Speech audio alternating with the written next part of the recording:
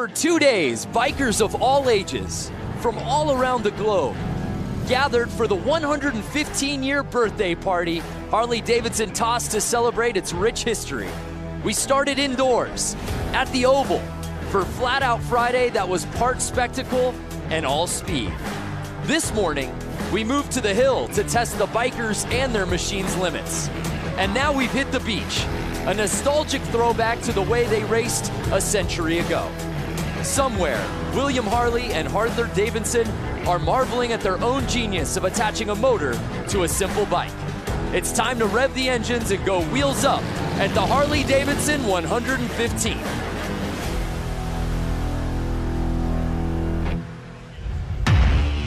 Welcome to beautiful Bradford Beach in Milwaukee. It's been an amazing 2 days of events out here for the Harley-Davidson 115th anniversary celebration. We started out last night with Flat Out Friday. This morning we had a hill climb, of course, and we end out today's action for the Bradford Beach Bowl. It's the Bradford Beach Brawl live from Bradford Beach here in Milwaukee, Wisconsin, presented by the Race of Gentlemen. What's happening, everybody? Brandon Graham joined alongside X Games gold medalist Lance Corey, and the lovely Diana Dahlgren will be rounding out our broadcast team out there on the course. I hope y'all are ready for some racing because, Lance, we've got 6 different classes of motorcycle hitting the beach here today. It's incredible. I mean, for the fact that this hasn't been here for 110 years and we're recreating history right now, I'm mind blown. Yeah, well said. 1908 was the last time bikes hit the sand, so we are in for a treat here today. And taking a look at our menu of events, heavy, men's Hooligan, men's Moco, men's Vintage Sportsters, men's Brakeless 45, the mixed Trog 45, and I know your personal favorite, Lance, the mixed Hollywood 80. You have that correct. So we'll be seeing all of those classes hitting the beach here today. Just fantastic conditions. A little earlier today, if you were watching the hill climb, you saw what a muddy mess it was with the rain out there. Not a cloud out here that puts us in danger of any sort of precipitation. I think it's going to be ideal conditions. So before we get to the racing, as you see that beautiful commemorative flyover, we of course want to honor our country, and that's why before we kick things off, we started off with our national anthem, sung by Amy Eisenhut.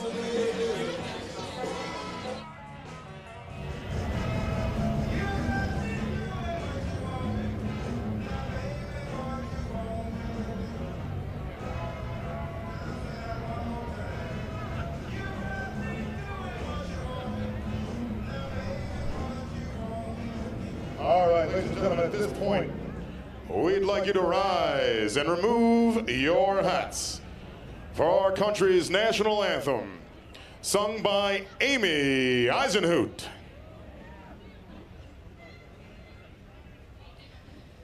Oh, say, can you see by the dawn's early light what so proudly we hailed at the twilight's last gleaming, whose broad stripes and bright stars through the perilous fight o'er the ramparts we watched were so gallantly streaming.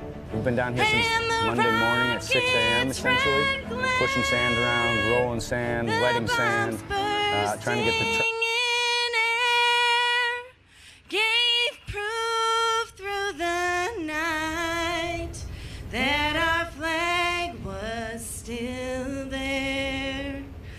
Oh, say does that star-spangled banner yet wave o'er the land of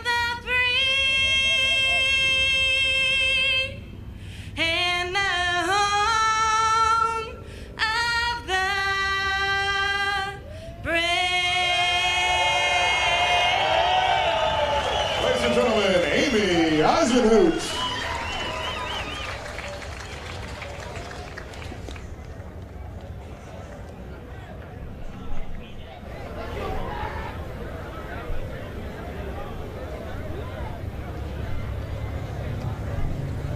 All right, ladies and gentlemen, we're getting ready for some elimination racing out here at the Bradford Beach Brawl right now. This is where we start eliminating guys. We're racing for grudge masters. We're drawing lines in the sand. That's how we do it out here.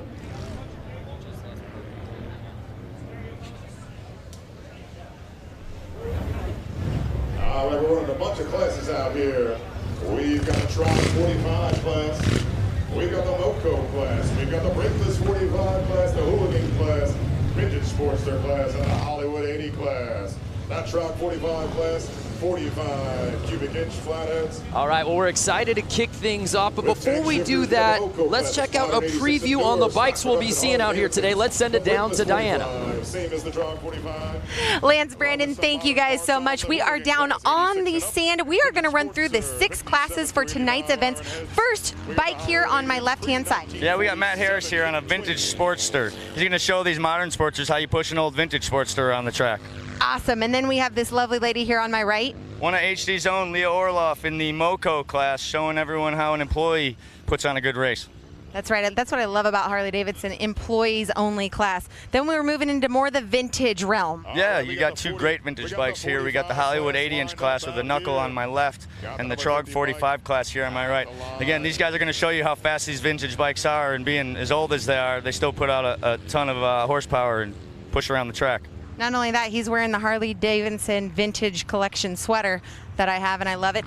And then we have the more modern bikes. Walk us through these 2. Yeah, so we got the Trog 45 class, Brakeless, and we got the Sportster Hooligan class over here on my right. That's right. We got the Hooligans. Well, this is such an amazing event, so important in so many ways. Tell us a few difference between the modern and the vintage. Yeah, the thing I love about this event the most is that we're bringing together modern and vintage. It's not very often you see that happening, and it's really the vintage harkening back to our history and celebrating that. But now we have modern motorcycles, so we're going to see what those things can do out here on the track as well. This race hasn't happened for a long time, in over a century. Guys, let's go racing.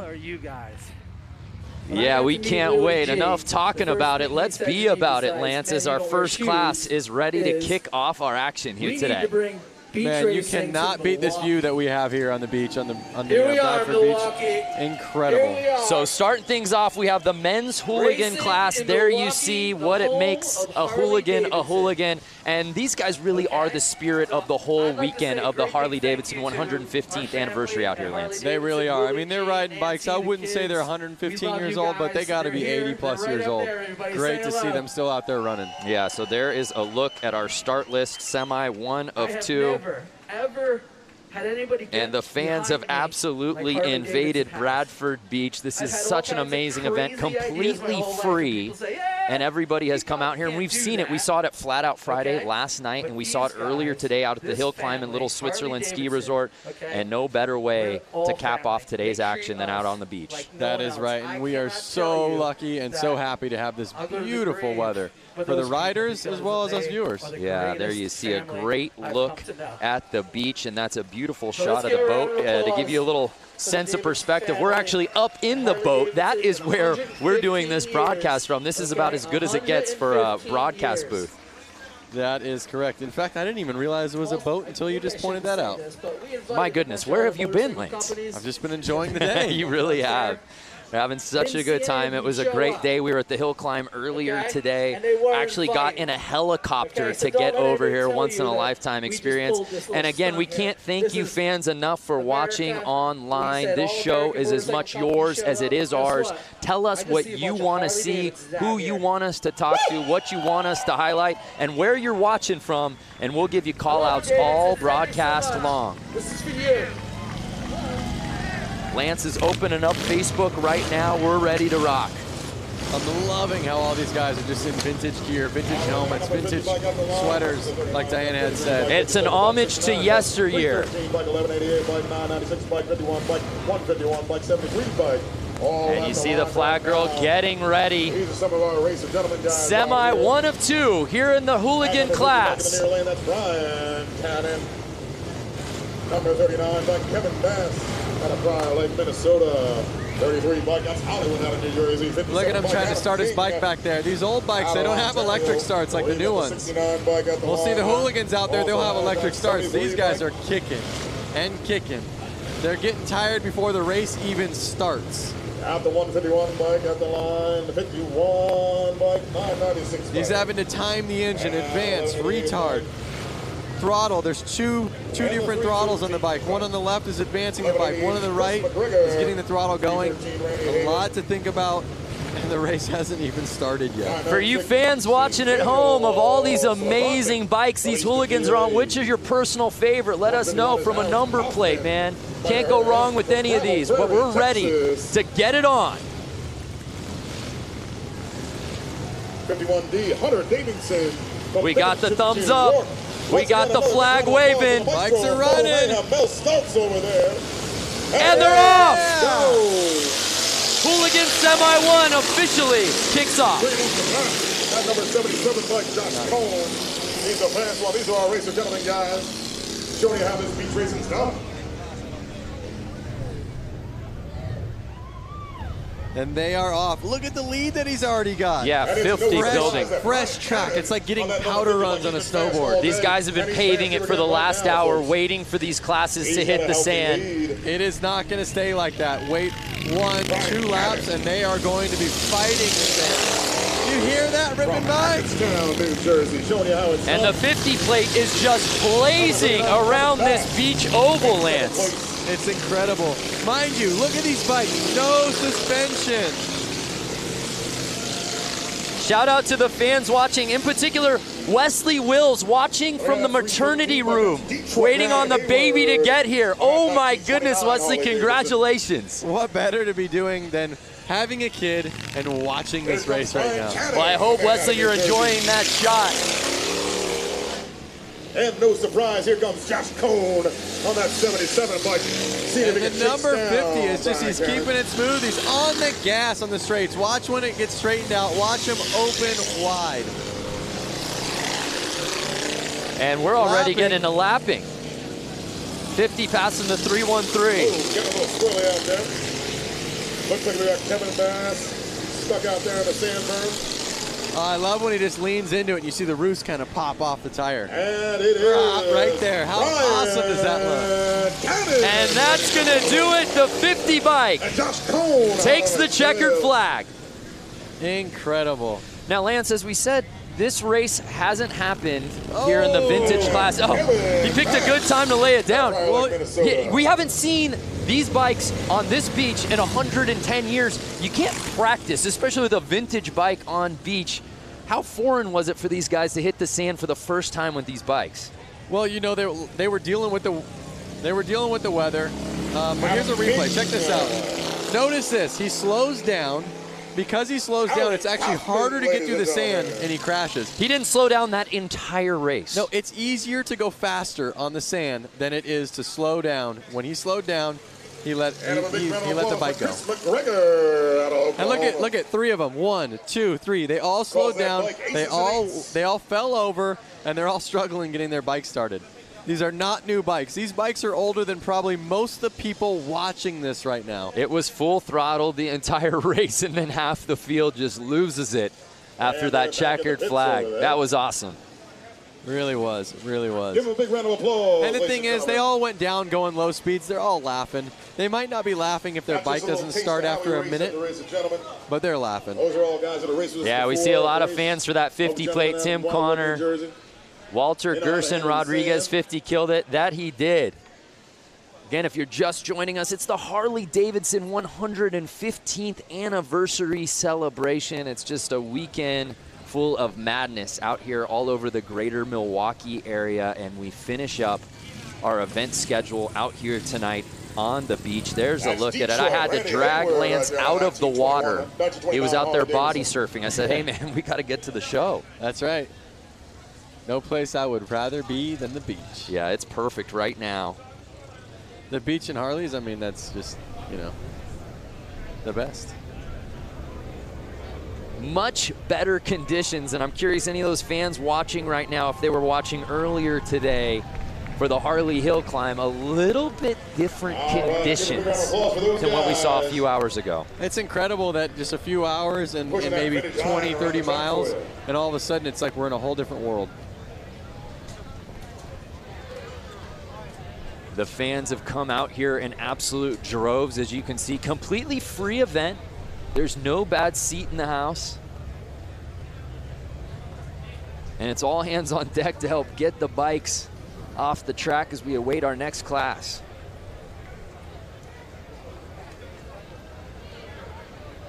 Jason Pasley, hi from Georgia. What's up, Jason? Ken Mendez was watching the hill climb. Love it. Glad you came back around. So Dan's saying he's from the west coast of Michigan. Would that be connected to this? I was told there would be no geography. So we move on here at the Bradford Beach Brawl. Again, the last time bikes hit the beach, 1908. Where were you 110 years ago? I wasn't even a thought. My grandparents weren't even alive.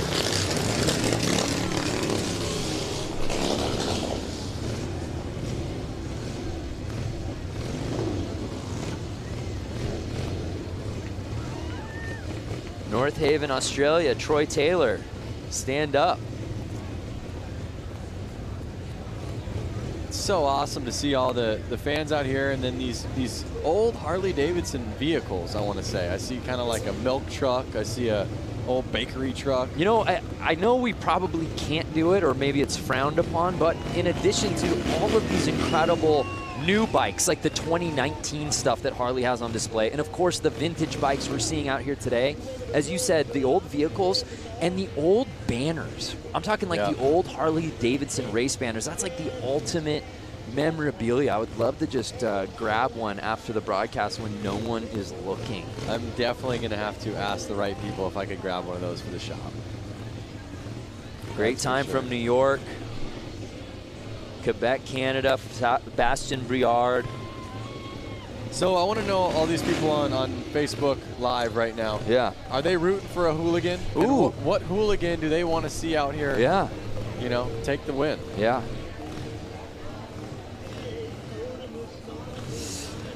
Well, we're getting really nostalgic about motorcycles, and why wouldn't you, being out here for Harley-Davidson's 115th anniversary. But some of the best bikes we've ever seen in the history of the universe have been celebrated on film. Your favorite motorcycle movie. Check this out.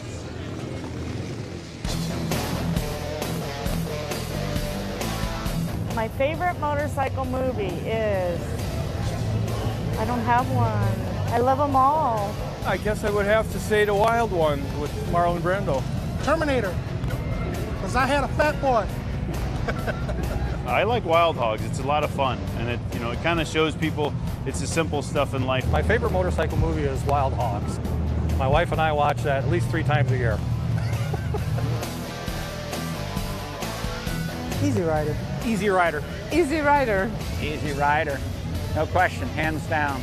I have to duplicate my husband on that one. Easy Rider is the motorcycle movie. Wow, I am so glad that Easy Rider edged out Wild Hogs. What is Lance Corey's favorite motorcycle film? That's tough, man. I mean, I was born 1990, and I've watched Easy Rider. I do dig that movie. But something about watching Wild Hogs and then being able to, like, call somebody a Wild Hog, they're both great. It's become the ultimate adjective, that's for sure. All right, so we have vintage Sportster class lining up. Is that correct? It looks that way. Let's take a closer look at some of these bikes. Any of our fans watching out here today have got a vintage Sportster of their own? And if so, give us the stats. Actually, I'm getting word that this is Brakeless 45. Oh, the Brakeless 45. Yes. There will be no slowing down in this race. No. But you don't want to slow down. You want to stay on the gas. Then you stay above the sand, and you don't end up crashing. Oh, speaking of motorcycle movies, there you see our Brakeless 45 contenders. I was actually going to bring this one up, that Amon Sharma Terminator. Terminator. Absolutely. Yes. When he jumps like a fat boy softail off like the into the yeah, wash. Incredibly realistic. So here's a look at our rules for the men's Brakeless 45s. Pretty simple. Bikes out here on display. Anybody out there watching got a Brakeless of their own?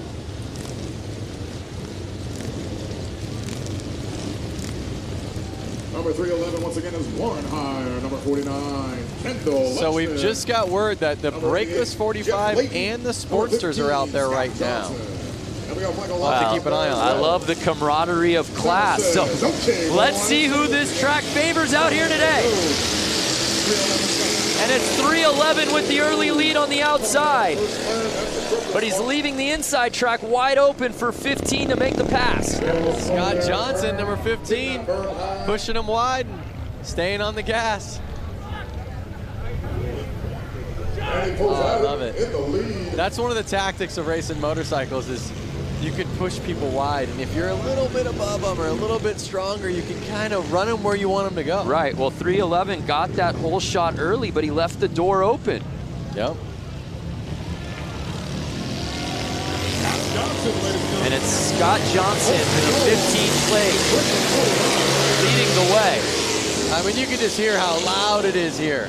The bikes are ripping by. Uh-oh, someone's he's getting squirrely. Johnson. It's Warren here. Can he catch him? Taking that berm high in that now, second Scott turn. Johnson and Warren are good buddies, so we'll see if they play nice with each other. Oh, we've got a bike down. We'll see what number that was. Look at this shot. Are you kidding me?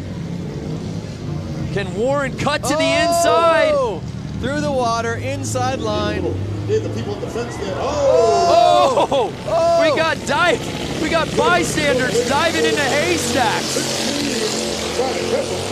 Oh, he got. And it's 311 who got the lead. Scott Johnson opened the door and 311 pounds and he goes down. Warren's down. Too much. Too much. What a race. That was so heavy. Scott Johnson held on. It's going to be his to win. Can he keep it? The back and forth between Scott and Warren was so good in this race. And then Warren puts the bike down. Oh, and it's one of those things, they're so hard to start. You can't just hop right back up and try to get back to where you were. Nice job, Scott. Wow. That race had a little bit of everything. Lead changes, fans diving off of the track. Yep. The leader going down. Well, you know, it's one thing, everyone can ride fast, but can you keep the bike on two wheels? If you can't, then riding fast is doing no good. Utter and complete recklessness. Scott Johnson taking the win. Let's take another look at this. So this was amazing. Whoa! Oh! Collision was going on. Yeah, you have to wonder if that got into the vision of the rider as well. And as we take a look, yeah, and this is where Warren just goes uphill, and Scott Johnson says, sweep. Just like I said earlier on in the race, as soon as it gets rutted up, it's going to be a lot harder for these guys to handle the bike. Lap one was like riding a powder run on a snowboard. Oh my gosh, that was crazy. Fans at home, what do you think? Oh, wow. They're actually going to tow this bike off the track, I think. Yep. Oh, poor Warren. Guys, like I was leading this race.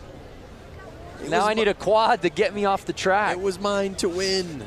Ruby Bender, fun to watch. You can say that again.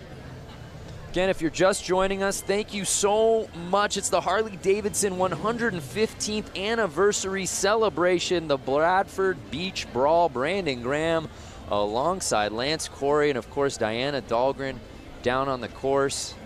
Diana's got better access than anybody, that's for sure. That is true. John Meyer, sign me up. All right, folks, then we're gonna keep the excitement Get on going over, right bud. here. As soon as I wouldn't mind being in one of those boats. Yeah, you're kind of a yacht guy. I would definitely be in that yacht. Yeah, yeah. Kind of a prestige worldwide. Wide. So we're getting ready for our next class, and hopefully it lives up to the hype. What we've seen so far has been some great racing. Josh Jones, I think this should be every weekend event all across America. Josh, we're there too. Hey, for more on the course, let's head down to Diana. What's going on, Di? Hey guys, you know what? I'm just on this massive water truck. We're gonna go do a little maintenance right now, and we're also gonna steamroll behind the water truck. We're gonna get this course nice and flat for the next set of races. Guys, it's gonna be good. Wow, so we're gonna have another race where a guy out front gets the perfect track. And there you see her pageant wave, like she's marshaling the parade.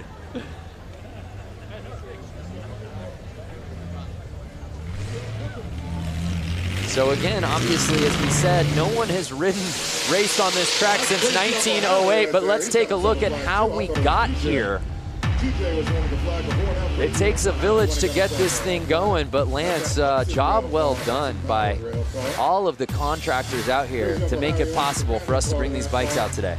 It's incredible. And these guys, they're people that ride or hang out with the riders a lot. You can't just come out here and make a track if you don't know what it's like to ride the bike. Right. Yeah, you can't just merely push sand around and make an oval. There's absolutely a science to this. Definitely. And oh my goodness, Diana's got a t-shirt gun.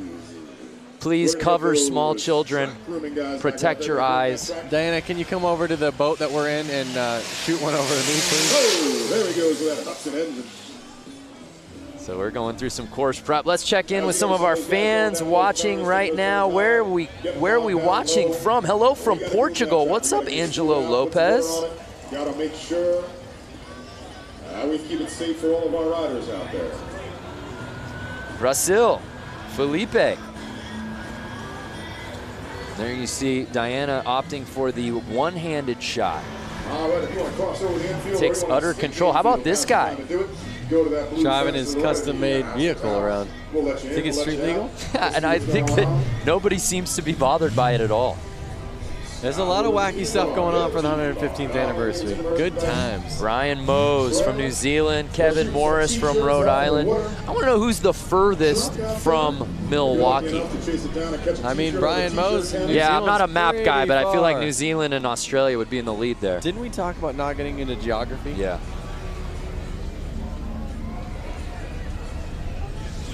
Well, Diana has been very busy this week. She's got her hands full. She actually was out at the Harley-Davidson Museum a little earlier this week.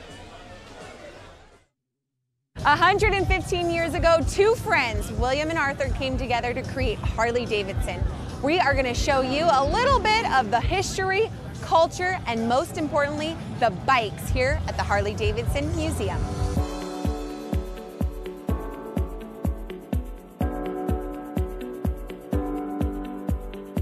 Behind us is the bike that started it all. Yep. Which is gorgeous. The oldest Harley-Davidson in existence. Both Bill Harley and Arthur Davidson were really avid bicyclists, and Bill Harley actually worked for a bicycle company here in Milwaukee, and their first project was to build a motor to literally put in a bicycle.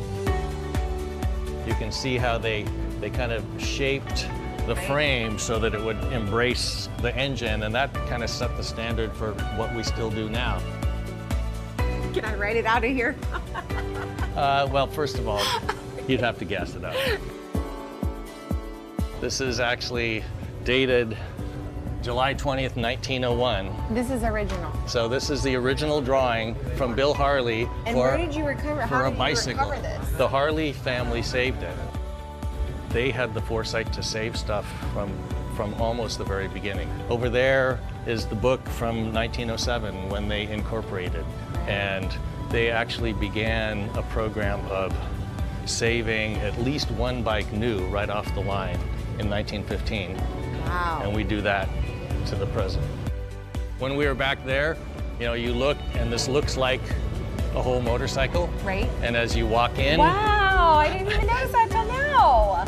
That's amazing. See, it works. This thing's completely taken apart. So, you know, the idea here in this whole room is to give people, you know, a sense that the engine from the first bike we built today is the, you know, real heart of the motorcycle, both, you know, obviously from making it go, but from a design point of view, we always show that beautiful engine like it's a jewel in a setting. We want to give people a sense of, you know, how these things work, and we make it interesting.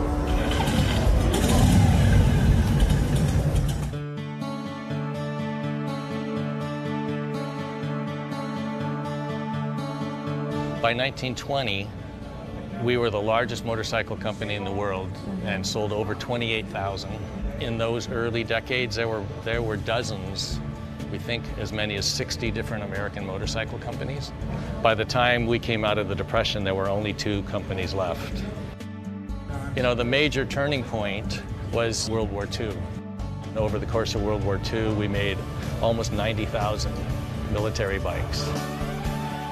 What kind of jobs in the military were Harleys actually assigned to? They were mostly, they called them dispatch riders. Okay. So they were taking messages from one place to another. Our story weaves in and out of the story of American history. This is the bike that this badass cyborg Arnold has to ride. Schwarzenegger. The real Captain America in the comic book, he rides a WLA. Right. The original didn't come with flamethrowers and stuff like rocket launchers. Like the Terminator, one thing that's great is it's kind of, you know, it's not just like a car, it's a character. So Jim, we've walked around, there's a lot of stuff in this museum. Yeah. When you think about motorcycling, it's not just the bike, it's the black leather jacket, all the uniforms, and then all the things that people do to add to their bikes. So we've got, you know, just an incredible array of things to help tell the story. What do you hope each person that sets foot through this door gets? If you come into this place and you're a Harley-Davidson enthusiast, we're gonna stoke that passion further. If you got dragged along by somebody and you don't think you're gonna like it, you're gonna leave thinking, you know, that was actually interesting and I've never really thought much about motorcycling, but that's an interesting subject. There's something for everyone here at the Harley-Davidson Museum, that's for sure. That's the goal. Wow, just a tremendous story. And it's worth the price of the trip to come to Milwaukee. If you have no other plans, go to the Harley-Davidson Museum in downtown Milwaukee. You will not be disappointed. I've been there more than a handful of times, and even watching that video, I get just stoked up. Yeah, you get chills, and Jim's absolutely right. Whether you're a wild hog, just getting onto a motorcycle the first time, not even interested, there's something for everybody there, and you walk away, I think, wanting to get a bike, that's for sure. You don't even need to be a motorcycle rider, like you were saying. It's just to see the American history and the fact that somebody was doing that so long ago. The longevity of the brand. I mean, we talk about it being the 115th anniversary, but he put things in perspective really well, that after the Great Depression, there were only 2 motorcycle brands left in the world. Yep. And Harley was one of them. It's so awesome. It's so awesome that it's still here, still living the dream, and every enthusiast is keeping it running. Well, we thank you for joining us here for the Harley-Davidson 115th anniversary celebration. It's the Bradford Beach Brawl, and we've just got some course prep going on out here at the beach on Lake Michigan. And it's been a gorgeous day thus far. We're a few races in. It's been a lot of fun. They started setting this thing in order earlier in the week, Monday, I believe, and the digging began on Tuesday, and here we are Saturday, and this ends our amazing event schedule. All hands on deck, as we said, everyone playing a role out here. And at its core, it's really for the fans, and everybody gets to come out here, a completely free event. And there have been people who have been here all day long, mind you. There's been other contests going on. We were calling the events over at the Harley Hill Climb in Little Switzerland Ski Resort, which is about 30 minutes away. And there were people here long before the bikes got here on the beach today. That's very true. And they have the museum party going off. That's right. There's bands over there, live music, new Harley-Davidson Ford trucks. There's so much to see, all the new bikes. There's a look at what our last couple of days has looked like. Of course, we had the Flat Out Friday last night, which is always super fun. That was in downtown Milwaukee proper.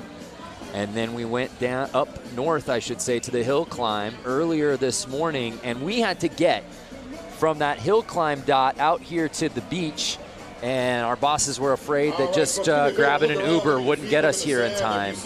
So we got to the chopper. Yep. We got a helicopter ride, Lance, Diana, and I, and some of our production staff to get over here.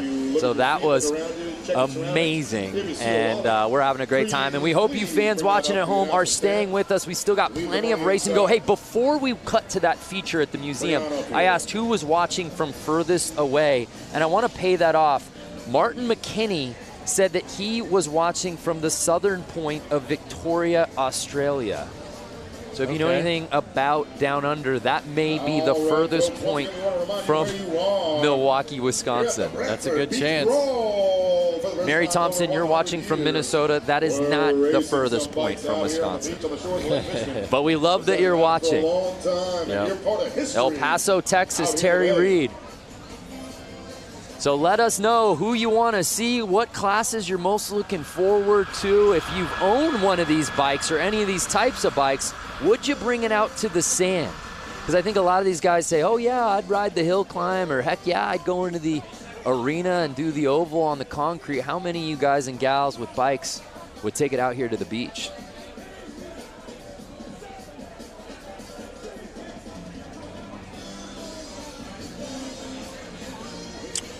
Well, let's head back down to Diana, who's fresh off her free ride. I guess you hitched a ride to get onto that water truck. How you feeling now back on land?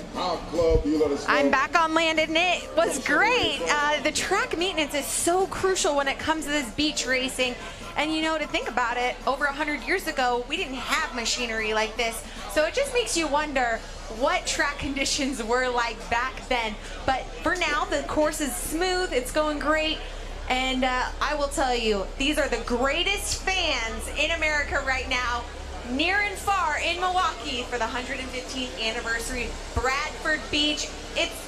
This is the spot to be, guys. Yeah, there's no doubt. She's got the best seat in the house, and we're getting ready for our next class that will be hitting the beach, the Hollywood 80, Lance. All right, folks, listen, it takes a village to look around, look at your feet, see if you find a wallet. We got a young lady missing a wallet. So there you see fans in attendance. We've got fans in the infield. We've got fans out here. There's some stadium seating just east of the sand. And lines of traffic. I feel like cars are even stopping near the beach just to roll down the window to get a view of this thing.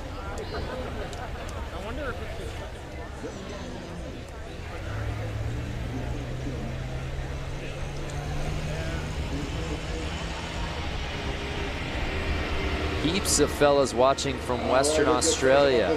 All right, Leon.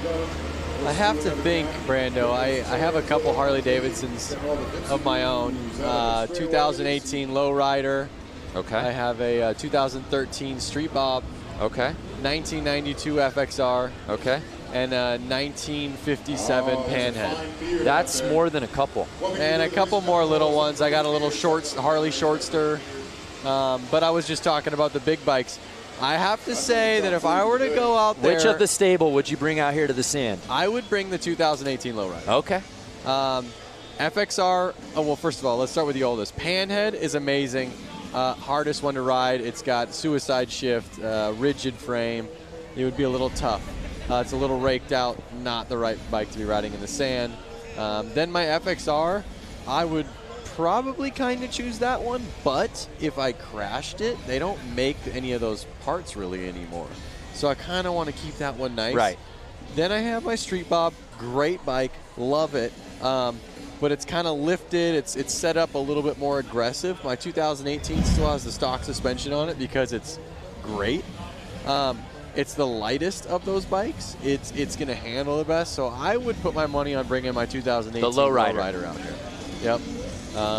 Well, maybe for the HD 120th anniversary celebration, we can get Lance Corey not only in the booth, but out on the sand. Yep.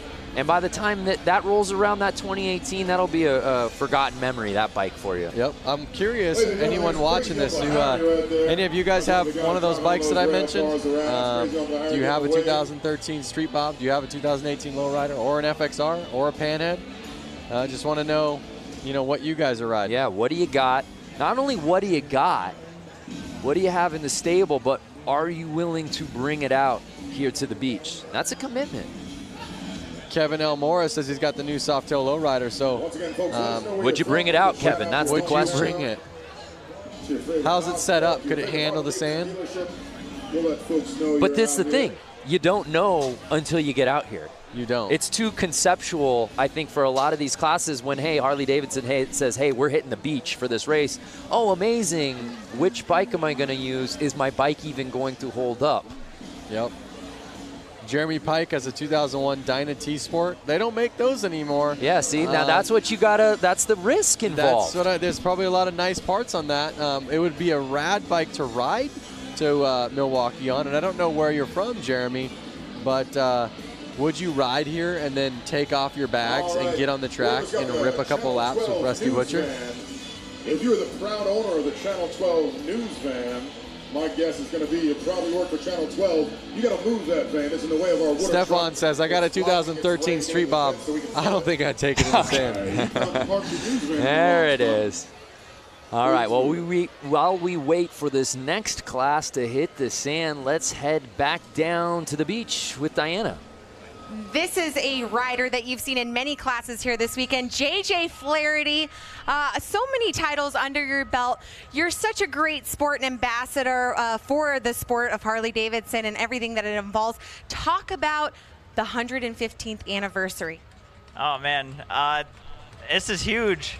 And I love that they brought the racing stuff back here to Milwaukee because it's everything. I think racing should be top priority. In my opinion of things.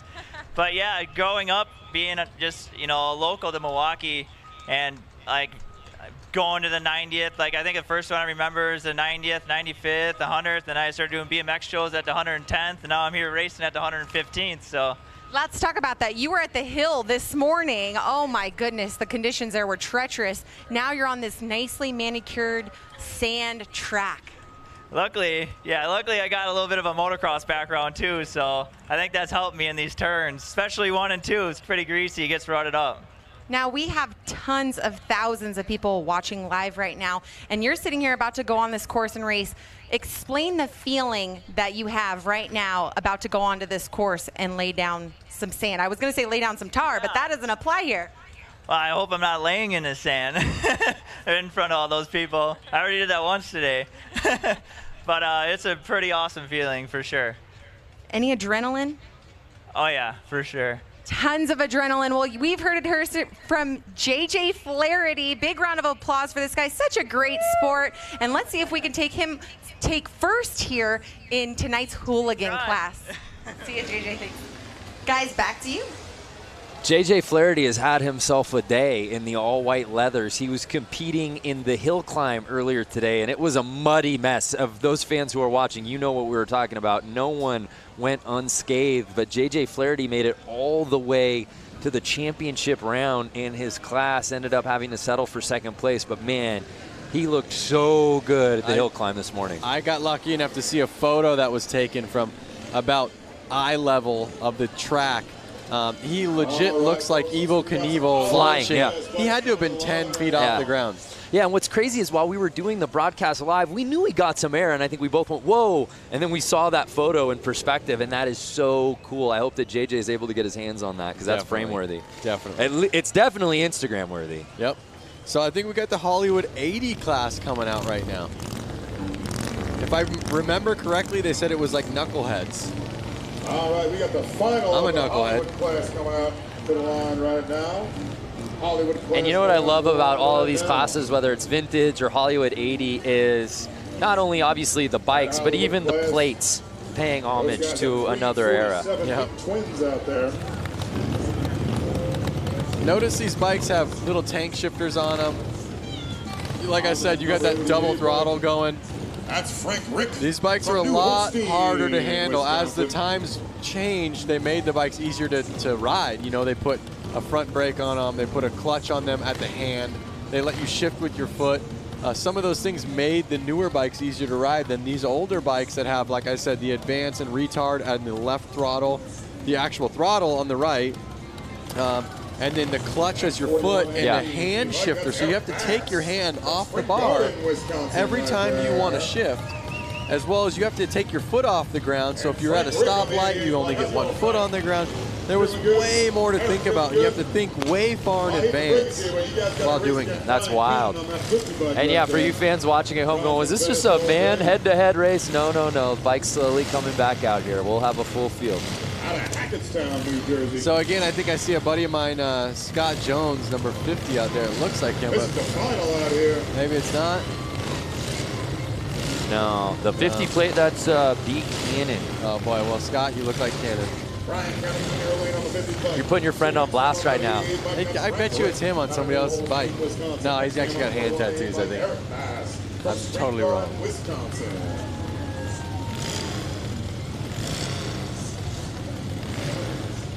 Daryl Jewell, back in 73 and 74, we drag race on the beach at night, had a 73 Sportster. All right, Daryl. So awesome. Out of Brawl, Lake, Minnesota. I'd love to get my hands on that Springer for my Panda. Mike Melanie Lazelle interviewed the flag girl. Yeah, she's kind of stealing the show out here today. Yeah. Notice how she kind of like waves it, and they don't go until she does a big jump, and I believe hits the ground. Yeah, see, waving. Wave. Making sure they're all ready. Wave, jump, wave, and the jump. Yep. And they're off. And it looks like the 50 plate building that huge lead. He is not messing around. And again, look at fresh tracks. They're making the ruts. They're not taking ruts, they're making the ruts. On the gas, waves coming in. Taking no prisoners out there right now. And it's more of the same from Cannon out here today. So awesome. Look at him. He's getting the weight on the rear end, which is basically getting the front tire off of the ground. It doesn't look like it, but the weight is completely off of that front tire, which is making the bike get through that sand way easier than you would imagine. It's still hard, but a lot easier than if you didn't. Well, no, I see what you're saying. Brian Cannon making it look like a Saturday stroll. Look at the lead he's built. He is definitely out front. He's got almost a 4-second lead.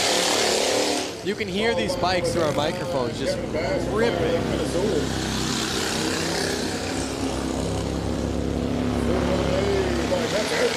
So this is the Hollywood 80 main, and it's Cannon's race to lose. He can ride as far outside as he wants at this point. Look at him looking back like, can I chill out right now? 1 lap to go. And ladies and gentlemen, it is, as we suspected, Brian. And it's Brian Cannon with the win. In second place, Kevin Bass from Prior Lake, Minnesota. I see 2 Basses out there.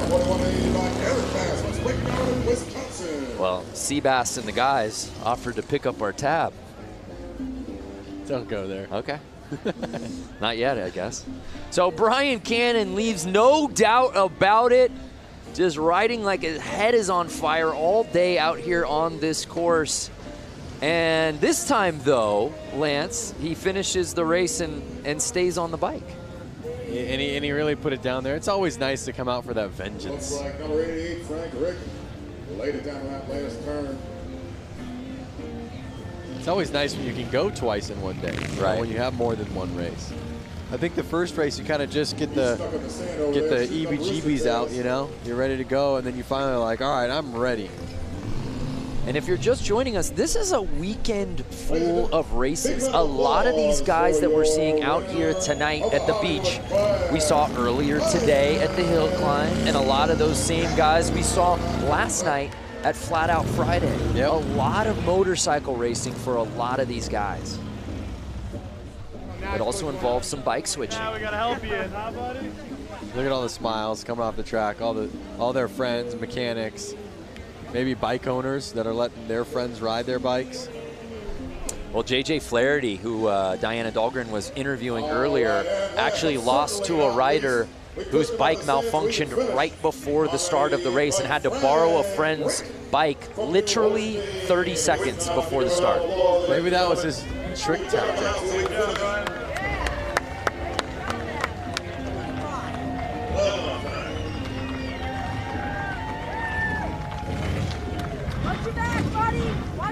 So here's another look at Cannon. And he was riding outside for most of the race. As we take another look when he gets inside, Lance. Oh. Well, you notice that once the race gets going and there start to form ruts, he's kind of dodging them. And you saw him kind of fall into a rut in the first corner, and then he kind of came out. Then as he's going into the next corner, he's trying to take a line that nobody's taking yet. So it's a lot of thinking ahead, patience, while staying on the gas, you know? So now it's time for Heat 2, I believe. Heat 2 of the Hollywood 80 main. To me, this is looking like the Hooligans. Oh, this is Hooligans. There, yeah, we've already switched. I apologize. My scoring monitor is not keeping up with the torrid pace of the racing out here today. And there we take a look at our start list. Semi 1 of 2 for the Hooligans. Lance, you know a lot of these guys pretty well. I do know a lot of the guys. A lot of these names right now that I'm seeing aren't as much California kids, so I'm not sure if I know this class that well. I myself from LA know a lot of the guys from the Hooligan series that are from Southern California. Do you say you're an LA guy or do you say you're a Valley guy? I would say LA. When I'm out of LA, I say LA. And they're off! So it looks like 34 has the lead, but he's keeping the inside open. Can 33 make the pass, Bear? And he does. Look at these bikes. You can see they're newer, faster. I mean, these guys are throwing roost. But also note how much they're kind of squiggling through the lines right now. There are that many more ruts. They are having to dodge the ruts or drop into them.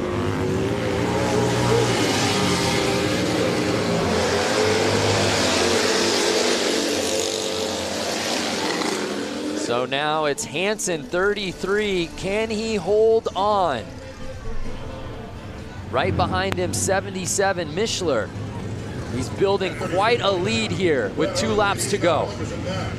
Notice how when they're going down the straight, they lean back, and when they go into the corner, they actually kind of lean forward up on the front of the gas tank. It's kind of because they need the front end a little bit to steer. That's the stance. See how he's on the front? He's not on the back of his seat. It's final lap. Can Hansen hold on? Now he's on the back of his seat. Ah, yeah. You see that transition? He's pulling tear-offs out there, which means he's getting roosted. Or throwing dirt up off his front tire. He probably doesn't have a front fender. And here comes the checkered. It's Hansen taking this semi.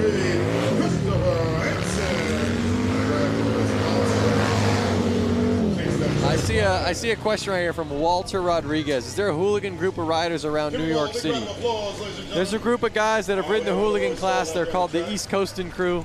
They're out of Connecticut, New Haven, Connecticut. I want to say that's what, maybe 45 minutes from New York City. They have ridden Hooligan classes, and they kind of do stuff like this. I don't think they're here this weekend, but there are people on the East Coast doing this. See Mike Melanie Lazelle, 33 must ride dirt bikes. So let's take another look here down the stretch before that first turn. And early on it was the 34 bike, but he went outside and 33 was able to pounce.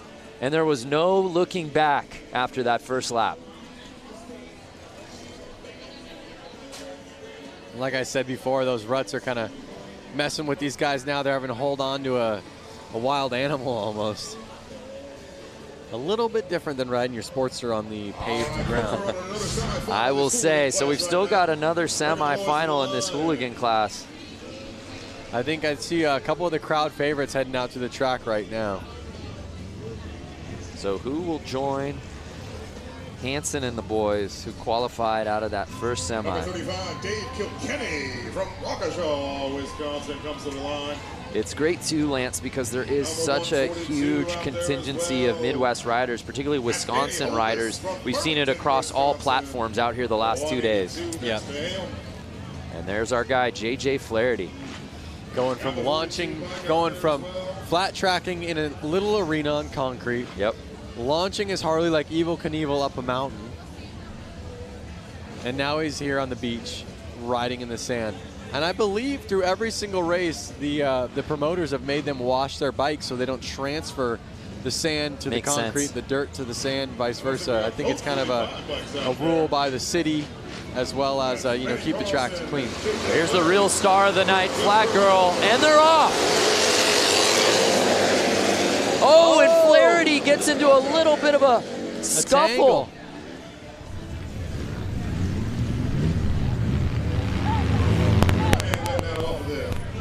Oh, we've got ourselves a battle, Lance, right at the top. Oh, yeah.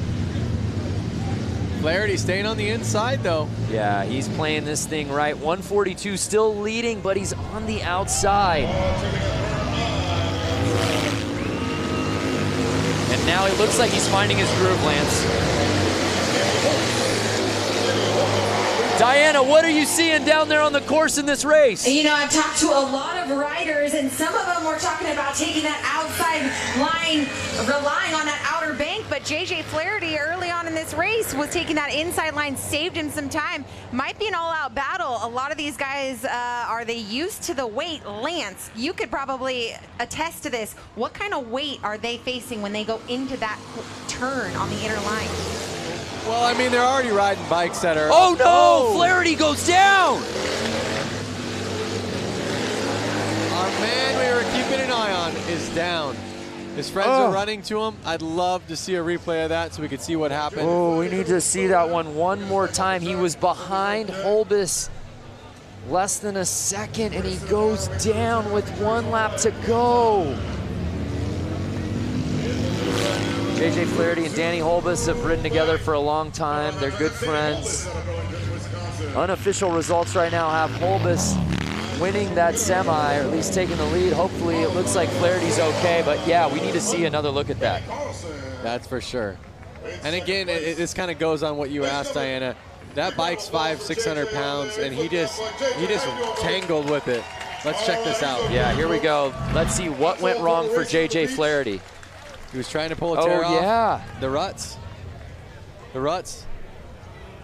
Yeah, Diana, is that what you saw down there with JJ?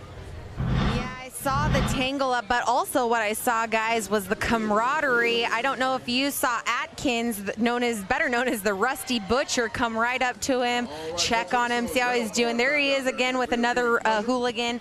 That's the love and camaraderie we have here in Harley-Davidson and flat track racing. Yeah, well said, Diana, especially in this hooligan class. So many of these guys are friends. What started out as just friends riding together, gaining notoriety, and it's evolved into something so much bigger than that, and they're all out here today. Really what happened out there was, he was trying to grab his tear off because he was coming from the back. He probably had dirt all over his goggles. He was a little too focused on that, and you saw he was kind of in a shady area, which I want to touch in a little bit. He didn't see those ruts that we've been talking about since we started this. He cross-rutted. Front tire was in a different rut than the back rut, and that basically crossed him up, threw him right off the bike. That's a really good point as we take another look. Going at the goggles, not paying attention. Yeah. Cross ruts. Just takes one hand off and completely loses control. And that's such a bummer because he was right behind Holbus, and he ends up with a DNF, and then the riders behind him settling for that DNF. And it's Holbus that takes the win there. Notice the fans in the infield, so stoked just to kind of handshake and all smiles on their faces, happy he's up walking around. But you bring up a great point about the shadows. When these guys got out here, the sun was shining throughout the entire course. Now as we're getting a little later into the day, and it's 6:05 p.m. here local time, the sun's slowly starting to come down, and really dare we say, half this track is now in shadow. It's tough. It really makes it hard in the shadows, and it makes it hard. You don't know what goggles to wear or lens to wear. You want to wear something for the sun, then all of a sudden you're in the shade and you can barely see. Or if you wear something for the shade, you pop out into the sun and you're blinded. So it's a tough one for sure. Not saying it's impossible. Obviously they're out there doing it and kicking butt, but it puts some confusion.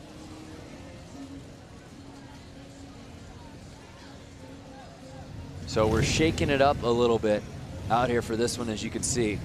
One of these things is not like the other. Again, fans watching from home, where y'all watching?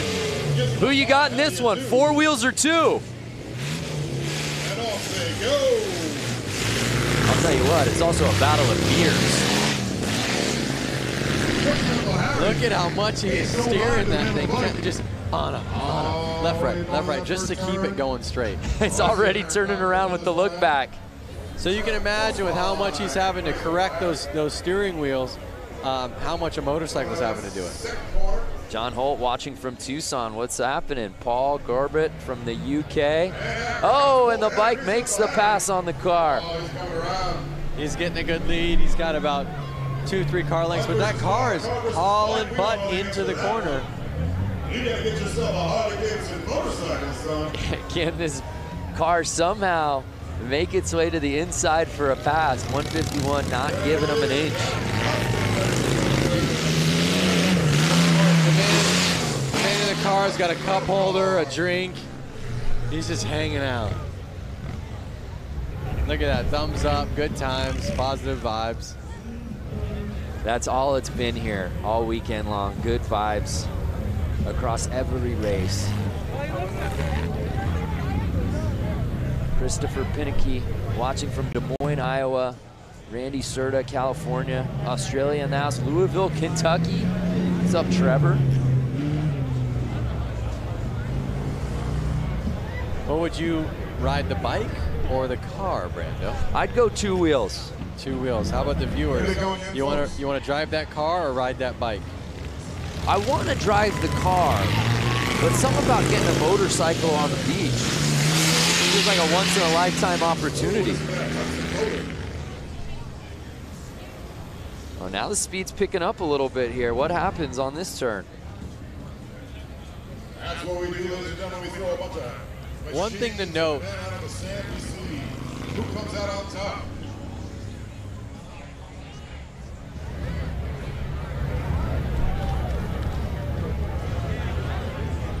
Well, as we continue on with this race, it's Baywatch out here on the beach. Let's go to our own lifeguard, Diana Dahlgren. Oh, that was clever. Okay, so yes, I'm the personal lifeguard here for the Bradford Beach 115th Harley-Davidson anniversary beach brawl, I guess. But anyways, they are about to start track maintenance. Now, I'm up here to show you guys the feel. We are literally feet away from the beach. I mean, the water is rushing up right here as the cats go on to do their track maintenance. Pretty amazing. We want to know where you guys are watching from. If you're on Facebook Live, leave a comment. Let us know where you're watching from. Maybe you're on a beach. Maybe you're in the desert. I don't know. We'll find out. All we need is Hasselhoff and some slow motion running, and we can make this thing happen. Oh, yes. So Diana, she's all over. Let us know, fans at home, where you're watching. And if there's a particular rider or something that you want to see, let us know, and Diana will hunt it down. So much going on out here in Milwaukee. There's a beautiful look at the Bradford Beach Brawl. For more on the beach and these bikes, check it out. Make it a little safer for our guys out there. We've been down here since Monday morning at 6 a.m. essentially, pushing sand around, rolling sand, wetting sand, trying to get the track as tightly packed as we can. Sand is unpredictable. If you're used to riding on cement or a packed track, it's get a little loose out there. Generally, beach races are done on tide-packed coastal beaches, and quickly realized it was 5 feet of sugar-based sand, which is anything but ideal. It's got the consistency of flour, so if you ever thought about trying to run through a big deal of flour, how hard that would be, well, that's about what it is to control a bike through that. It changes constantly, The spot you were just in last lap, you go around, it's going to be completely different the next lap. You can't be scared of it. You got to just like hold the throttle back and rip through it. And you know, you see a big sand pile, you're not going to slow down and go over it. You got to just fly through it. It wears you out really quick, and I've never rode on anything like it in my life. Very cool. It's going to be guys that stall out, and there's going to be guys that fall over. It's a lot of fun. It's, you know, a lot of oohs and ahs. Hopefully only thrills and no spills. The one thing I love about this race and this whole idea is it's a mix of modern and vintage. This is 1989 XL 1200 Sportster, and it hooks up and hauls ass. This is a 1929 Harley DL. This is the Godfather. A lot of times you have the two separated, and we're bringing them both together. Vintage to really celebrate our history and harken back to our roots, and modern to show what our modern motorcycles are capable of out on the beach. Being able to come down here and ride Bradford Beach is a once-in-a-lifetime experience. It's a fun place. I think everybody will get real close and get to see, probably get some sand in their hair maybe, and have some fun. We're here in Milwaukee celebrating Harley-Davidson's 115th anniversary and our history. These guys have an opportunity to create history. Everybody sticks together. If you need a tool, if you need a helping hand, if you tip your bike over, they'll be there to help you pick it up. Well said. Really neat to see the variety of bike, the variety of rider out here today. Again, we love hearing from you fans. William Hugelmeyer, let's get a closer look at the running gear these guys are using. Hopefully Diana can hear that. Maybe she and her personal camera she brought out here can give us a little bit of a closer look at what's going on down at the starting line. Make sure we keep our guys safe. Make sure we keep you safe. People are watching from all over. Wichita, Kansas, New York City. Thunder. You can't hear me? Hey, there we are, Diana. Hey, guys. Yeah. Oh, we're losing you. We're losing you, Diana. I don't know what cell service she has, but she's not coming through. So if you got a kid who's a skateboarder, get him up to the rail, we'll be passing out some. I love that one bike. I can't recall the model he said it was. He called it the Godfather from 1929, Lance. I know. I was thinking to myself, wow, in like 10 years, that bike's going to be 100 years old. And he's out here riding it in sand. In sand. That thing would be up on my mantle at my house. Brad Talbot watching just across the lake in Michigan. Brad, wave to us so we know that you're watching. Kenneth Kramer, Kansas City. Mick McNasty, I hope that's your given name, Glasgow, Scotland. Just a wonderful day for racing, and I can't think of a better way to sort of cap off the weekend festivities of the racing than being out here on the beach. You see the sand maintenance going down right now. One interesting note that we heard in that feature was one of the riders talking about the consistency of the sand, and what he likened it to was flour. I heard that and I was like, that's pretty good. But you know what? I've ridden on beach sand a ton in my life with sand tires, right, stuff like that. But I've never ridden on lake sand. And he made a point that it is different. A different type of consistency. Maybe Diana's down there right now. Can you tell a difference between that sand and you know, sand you'd see at the beach? I guess this is like sand you would see at the beach. But I found her. And what is your? Very nice to meet you, Zaria. So we are out here. We're hanging on the infield of the Bradford Beach Brawl. How's it going out here so far?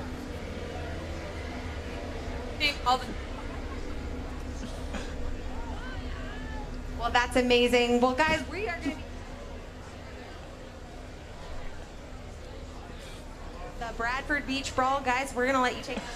Oh, Diana, I'm so sorry that interview, we were having sound issues, but honestly, the real MVP was the guy eating a hot dog right behind you in shot.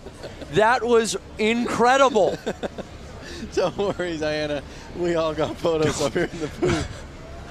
Diana, we didn't hear you, but that was still the most entertaining interview we've seen all day. Let's see what the people Oh, my on God. Facebook Please think get about that on Instagram. And tell me fans at home watching on Facebook just saw the hot dog guy. Gotta love that hot dog. Lance, read me some of the quotes, please. The guy behind her cramming his face. Look at the mate feeding his face. Oh, that was too good. Holy cow. We can all go home. Oh, no, we still got more racing to go.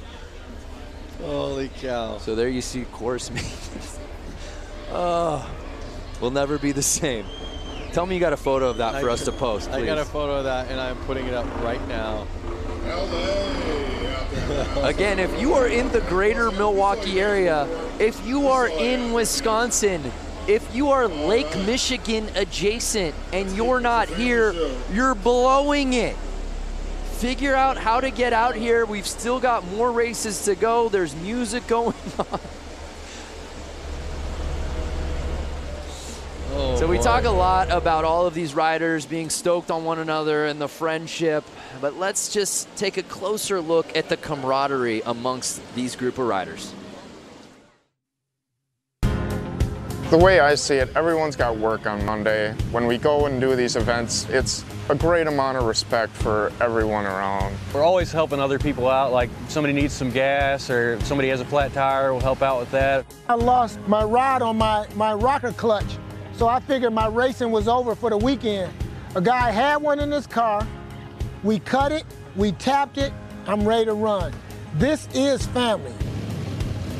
Everybody sticks together. If you need a tool, if you need a helping hand, if you tip your bike over, they'll be there to help you pick it up. Like my buddy Nick helped me build the motor, and I wouldn't have been able to build the motor, nor would I have been able to afford a real bike builder to build the motor. So to have friends that like figure it out, and we all figure it out together and help each other out to do it, it's great.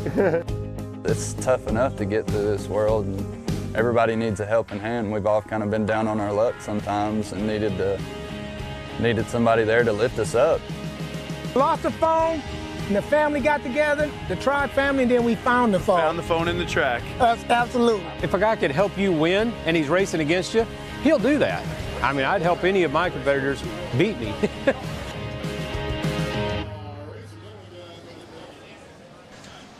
Such an amazing time here on the infield of the Bradford Beach Brawl. Jeez, that's a tongue twister. But anyway, standing here with a lovely lady I just met. Let us know what your name is. I'm Barbara Rayborn. Barbara, where did you ride in from? We came in from Springfield, Louisiana. And how long was that ride? Well, considering the fact that we went from Springfield to North Carolina, Tennessee, and then here, it was a few days. Wow, who else here came all the way up to Milwaukee for the 115th anniversary? Who else rode here a couple days? Can we hear you scream? I hear some screamers. There we go. I hear some people screaming. There we go. Okay, so it was a safe journey. Thank goodness. What'd you guys ride in on? Well, we actually own a Harley Ultra Classic. Her name is Sister Jade. She's green, 2016. Whoop, whoop. And then our other friend has a Harley Chopper, and it's a classic from early in the 2000s. So wonderful. What has been your favorite part about this weekend's celebration? Oh, wow, that's so difficult to say because the hill climb this morning was amazing. I used to ride dirt bikes in my younger years, but we really enjoyed the hill climb this morning. I tell you what, Suburban Harley and our Harley, the Iron Harley, look, those places had some amazing parties yesterday. We really had a ball.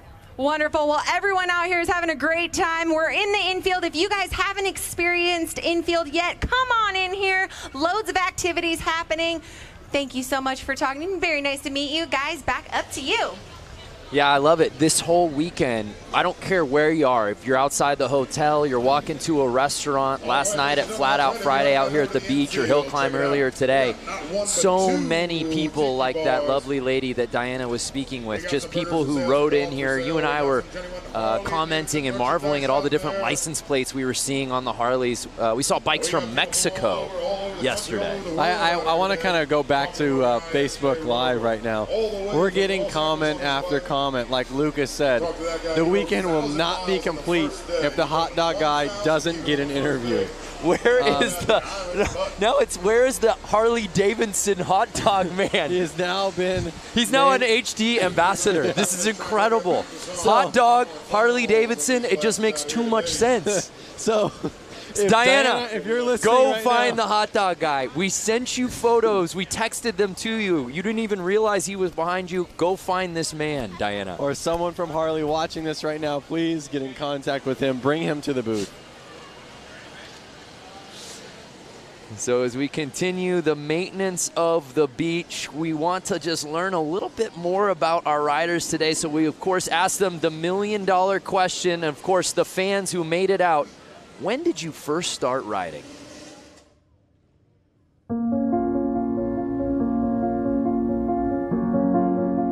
I started riding when I was very young. I had 2 older brothers that rode, put me on a bike when I was very young, pushed me and said, go. Didn't tell me how to stop, nothing. And ever since then, I've been hooked. I started riding 30 years ago. Why? Because I love speed and I'm an adrenaline junkie. My first Harley was a Deuce, 2001. And well, it was a dream become true when I was so young. I've been a Harley since 12 years. And I fall in love with Harleys. I've been riding since the day I turned 16. I had a little Honda 150 delivered and I've never been off of it. I've always liked motorcycles. I had the fear of them. And my wife says, why don't you take a class and see if you like it? That's all it took, 1995. I didn't ride as an adult until I was about 40. And, but I just kind of heard the call of the road, haven't looked back since. Yeah, everyone's got a fantastic story on how they first discovered motorcycles. Lance Corey, professional rider, X Games gold medalist, freestyle. Tell us how you got into riding bikes. I just had, actually my parents did not ride. I had a cousin, 2 cousins that rode motorcycles. They were a bit older than me. When they grew out of their PW50s, one of them was handed down to me. So I've been riding since I was about 4 years old, into motorcycles my whole life, and got a Harley-Davidson right when I turned 16. It was only fitting. You can get your license, you can get a Harley-Davidson. Love to hear from our fans on Facebook watching right now. When'd you get your first bike, and what was that first bike? Who got you into it? Love to hear those stories. I have to say a lot of people on there have to be saying PW50. I think every kid, you know, even if they're 40 years old now or something, they all kind of started on the PW50. And I would imagine and hope that most of them, when they could get a driver's license, went to a Harley-Davidson first. That seemed to be the general consensus out here, that's for sure. And we move on to our action. And then you see the sun fully setting out here now as that starting line getting completely shaded. Hot Dog Guy has really taken the comment section off the rails here on Facebook. We'll try to find him, but we've got some racing to get to. The mixed Trog 45. These are pre-1952 bikes, 45 cubic inch flathead motorcycles. Again, and you saw that, it said tank shift. So these guys have to push their clutch in with their foot, shift with their hands. They're gonna have to take their hand up the bars during this race. Ooh, well, at least it's smoother out there for them.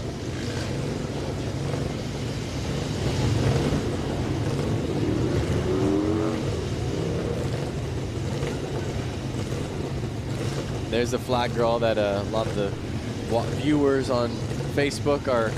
There's been some standout performances out here today. Flag girl leading the gate. Obviously, Hot Dog Guy coming in hot. Hashtag Hot Dog Guy. Please, if you're out there watching this and you love that, please hashtag Hot Dog Guy. We're going to run them again right after that, but we're going to reverse the order. Just give everybody a fair shake. And you see, even with the course holds and the maintenance, fans are not leaving. They're here to watch some action.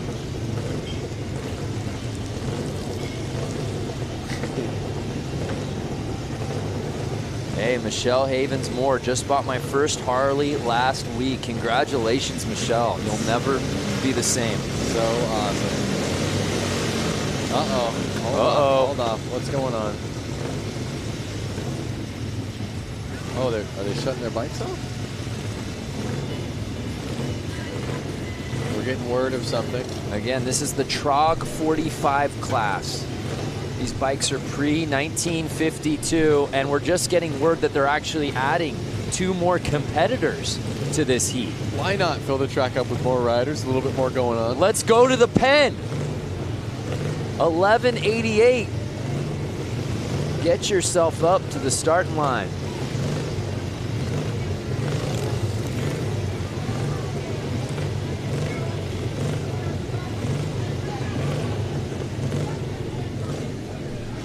And here comes the 313.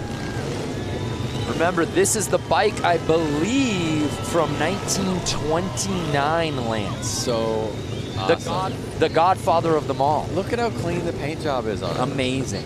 This does not look like a bike he should be out there.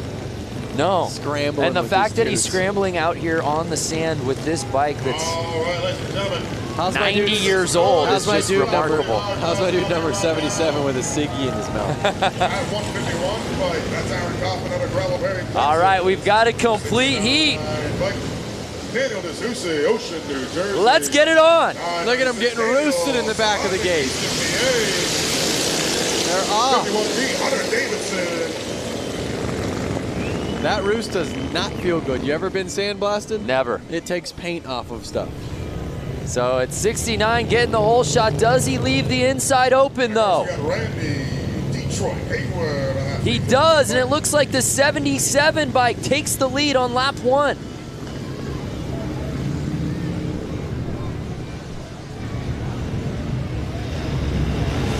That looks like fun. 77 say, come on, give me your best. Say, come on, I got a ciggy in my mouth. I'm a ripping. Give me something to work with. It's golden hour out here at Bradford Beach. We have so many 313 fans out there. I mean, this is just, by the way, professional athleticism at its finest with the ciggy in the mouth. Notice how the number 77 is leaning that bike into the corner, foot out, dragging. That's the stuff that looks fun. Watch him, put his foot out, he's dragging. Look at how much he leans that bike over. Look at that thing. Look at that lean. Committed, so committed. And again, he keeps turning over the shoulder, waiting for somebody to come chase. Can the 69 bike catch him? Look at that. His bike's starting to smoke though. Was it smoking like that when he started? Yeah. And I don't think it's the cigarette. No. Ladies and gentlemen, your winner of that heat, number 77, Josh Cone. Josh Cone. What a great race. Uh-oh. Bike might have broken. Well, it picked the perfect time to do it. And the Trog 45 main. Love seeing these stories, by the way, from all y'all talking about how you first came across your first bike. Keep them coming. We're going to bring these guys back around. We're going to run them again in the reverse order that they finished. Well, he might have a leaky valve or something right now. Is he looking over his shoulder to try to, you know, say hi or kind of show off? What do you think? That's what I'm trying to make a point of. He keeps looking over. I think he's encouraging his fellow riders, hey, come catch up. Does he have a knife on the side? This guy is a savage. Wow. Knife. He's holstering a knife, smoking a cigarette. Doing donuts. Doing donuts after the win. Life is good for 77. My boy Josh out there. Look at the smiles after the race. Look at that. Everyone's smiling. Less cell phones out, more smiles. Yeah.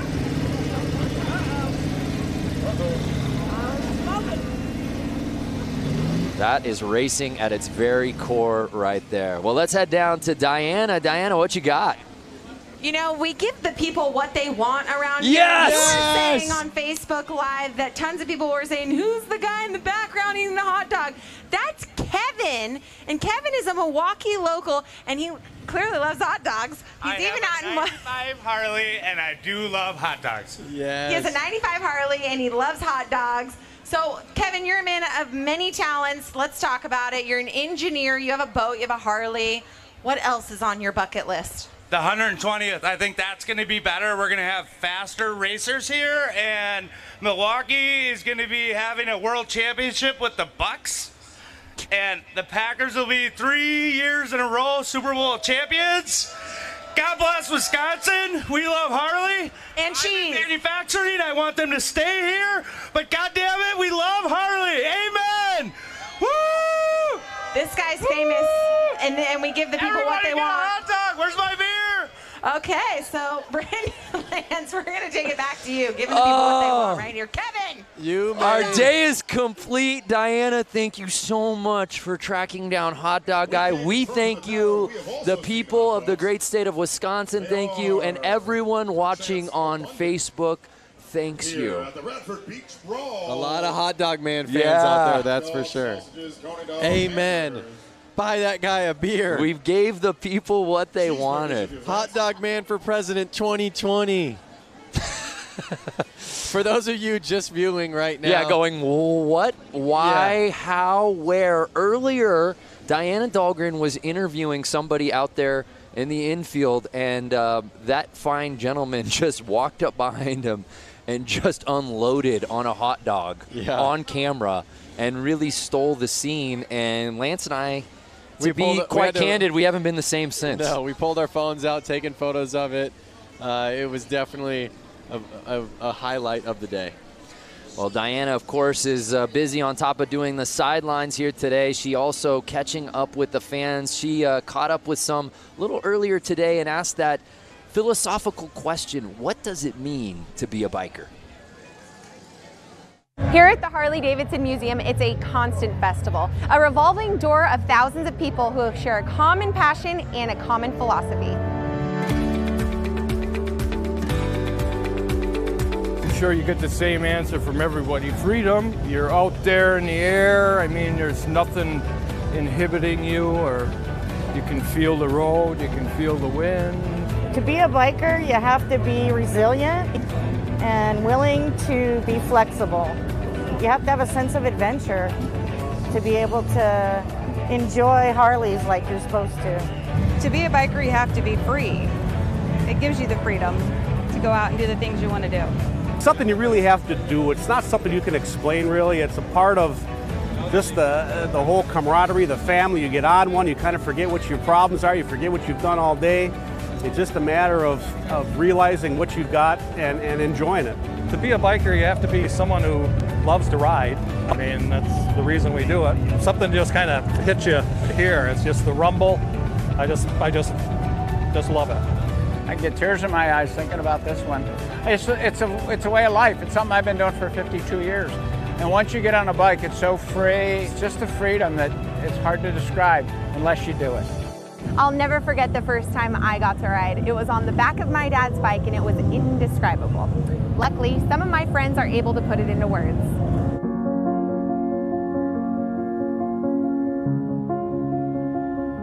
I started riding when I was very young. I had two older brothers that rode, put me on a bike when I was very young, pushed me and said go, didn't tell me how to stop, nothing. And ever since then, I've been hooked. I started riding 30 years ago. My first Harley was a Deuce, 2001. And well, it was a dream become true when I was so young. I've been a Harley since 12 years. And I fall in love with Harleys. And I've been riding since the day I turned 16. I had a little Honda 150 delivered, and I've never been off of it. I've always liked motorcycles. I had the fear of them. And my wife says, why don't you take a class and see if you like it? That's all it took, 1995. I didn't ride as an adult until I was about 40. And but I just kind of heard the call of the road, haven't looked back since. I love it. heard the call. You heard so many of those fans outside the museum talk about freedom. That seems to be a word that is used over and over again when it comes to riding motorcycles. Well, you hear those stories, and really, all of those stories kind of hit home, I think, with anyone who rides. You know, there's something that came out of every one of those mouths that makes, you know, there's something for me about that. So, we're all riders at heart. Whether you ride every single day, whether you ride twice a year, whether you have 10 bikes, one bike, here with Willie G. It's great to be a rider. Well, there you see the shot. Just a gorgeous setting for these races out here today at the Bradford Beach Brawl. We move on. These are more riders from, I'm being told, our Hollywood class. I don't know how complete this heat will be, Lance. This one looks to be potentially a head-to-head battle here. So we have the number 50 and the number Springer front end. All right, ladies and gentlemen, Willie G.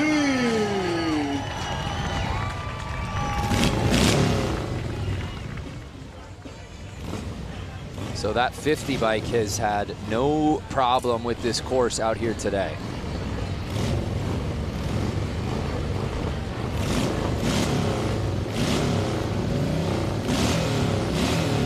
Notice his kickstart just kind of flailing around back there. So much vibration going through those bikes right now.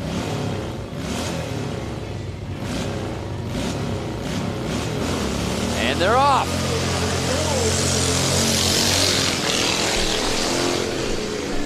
And again, the 50 bike showing no problem out the gate, takes the early lead. Is 50 gonna do it again? Yeah, well, let's find out. He's leaving the inside open. Number 39. But no, 50 around that turn is able to maintain the lead. There may be no looking back for him now. The Hollywood 80 exhibition race. Look at him roosting.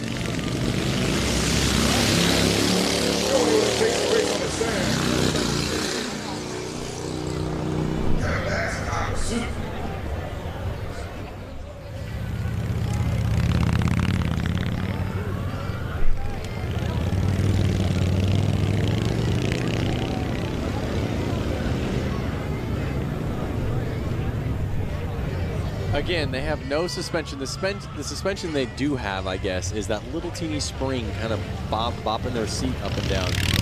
And to no one's surprise, So Brian Cannon just keeps winning these heats, whether it's a semi, a quarter, a final. Oh, and he does what he did in his first race win. Drops the bike after the checkered flag. Maybe it's a signature move. Love it. Steve, no fear 50. Yeah, that's the way he's been riding today. Lance, what's the oldest bike you've ever ridden on? The oldest bike I've ever ridden on? It's got to just be my 56 Panhead. I don't think I've ridden anything older than that. I've had older cars. 52 Oldsmobile.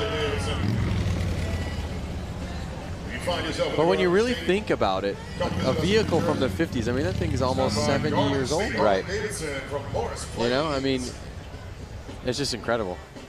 I definitely get mind blown. And obviously they don't like to wake up that easily either, if you notice this right now. I think she gave him all she could today.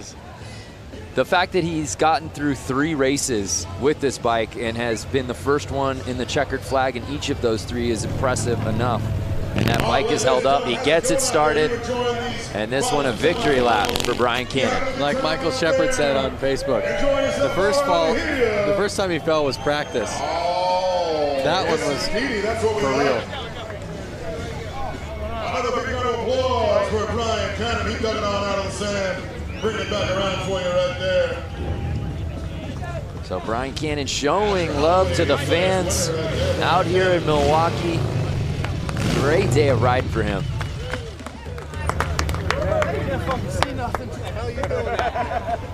I was trying to go real fast into the turn and then break the downshift. It's the Harley-Davidson 115th anniversary celebration. We had Flat Out Friday last night in downtown Milwaukee. We had a hill climb at a small ski resort earlier today, and we wrap up the weekend contests out here at beautiful Bradford Beach.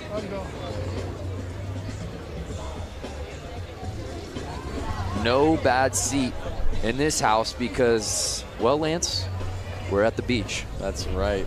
Weather's nice. Beautiful sky.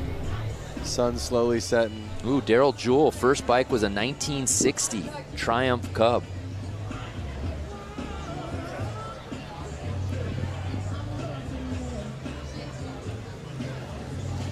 So the sun is setting on a gorgeous day out here on the water. Weather has been perfect. The conditions have been fantastic. Folks, crazy Uncle Harry up here, driving that rail car. Harry, come up here, wave to everybody out there in the field. This is crazy Uncle Harry. And we're still not done. Look at that sunset. Come on. Well, it's a 1932 Chevy Club chassis with a 51 Hudson Hornet engine. Which Instagram filter is that?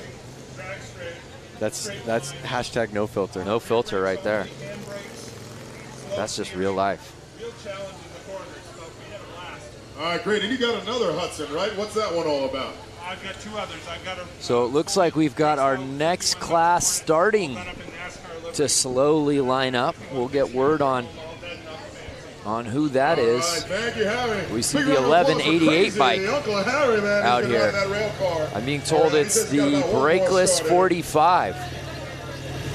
That's about it for that. We won't see that anymore. We got to give that some TLC in the pits. We're going to run this Brakeless. Those are some boots right there. Final out here. That's the Brakeless 45 class. They are. How long do you think it takes to lace up? Those look brand spanking new. Killer boots, man. He's new boot scooting. So who will join the 1188 bike? This isn't just a timed race. Let's get some competitors out here. Yep. Well, one thing I have to say is the Hooligans are coming up right after this class. And I'm excited to see those guys bang bars. Yeah. You know, Rubbin's racing. Chad Mata with an interesting idea pitch. Hot Dog Man on a bike. Maybe for that last Hooligan race, we can get him out here? We've definitely already signed a contract with him. I'm actually representing him now, by the way. He's my client. So it's all got to go through me. Holy cow. I'm going to get my 10%. Believe you me.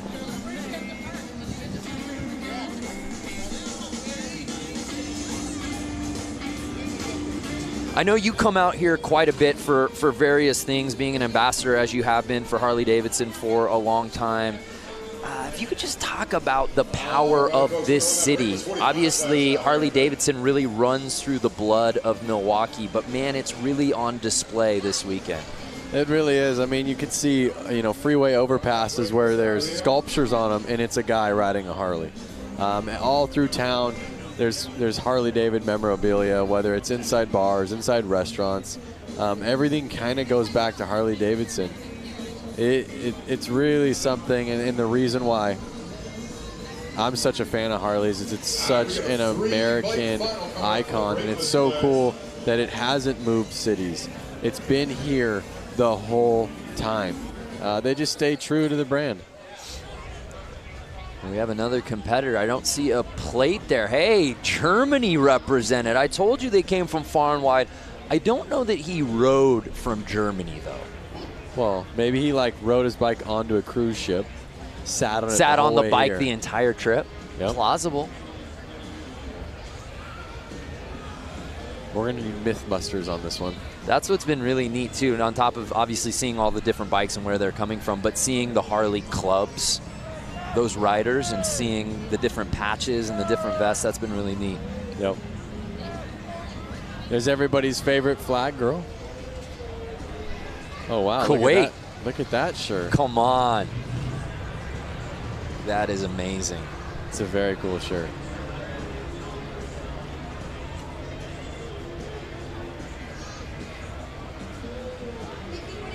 Charleston, South Carolina represent. And as we're taking a tour of different fans watching here in attendance from different places, again, let's reset the question on Facebook. Where are you people watching from? Hey, Sturgis, you were just there. I was just there at the 2018 78th, just like that Did guy's you shirt. get that frayed sleeveless shirt while you were there? I did not. That's your look, though. Or you only do that with the jean shorts. Yeah. You don't do that with the tops. The jorts. That's right, the jorts. Yeah. Coleman Warner, CCR playing in the background. That's right. Very astute. Well, let's head down to Diana Dahlgren. Diana, what's the vibe like down there right now? I am standing here with a hooligan, Benny Carlson, and you know what? We know him because, put your arms out. We got to show, there we go. We know him because this flair that he always has coming off of all of his jerseys. Very well known. We've seen you at X Games, avid flat track for hooligans. Talk about your experience. It's been good. You know, we started doing it on a road race bike, actually, and then we finally built a Sportster this year. So this is our first full season riding the Hooligan series. So we've been doing quite a bit. Went to Sturgis. We had good results out there, and we're having a lot of fun out here. You know, last night I saw you get out there super quick on the indoor flat track when they had an oil spill. One of the guys' brake rods put oil all over the track. You were quick to get out there, give a helping hand. Is that the kind of camaraderie that happens in this community? Yeah, that's what's fun. You know, back when we were pro racing every weekend, it's kind of a cutthroat deal. So when you're talking with the Hooligan guys, it's one big community, especially all the guys from Milwaukee. We got a slew of guys that are fast that are going to run up front here again in the main event. And we're out here together as a community, and that's what it's all about. Benny Carlson, please let everyone know the dealership that's supporting you. Yeah, I tell you what, you know, when the phone rings and Joe and Wayne help call from Suburban Motors Harley-Davidson up there in Thiensville, great dealership. They've been putting me on fast Harleys for a long time, so I can't say enough. Thanks. All righty, Benny Carlson, guys, we're going to go racing. Let's do this. All right, folks, we got this brakeless funnel out here. Brakeless. So, Brakeless 45s. Have you ever ridden a bike that was brakeless? I've never gone brakeless. Not with a motor on it. I've done a brakeless BMX bike.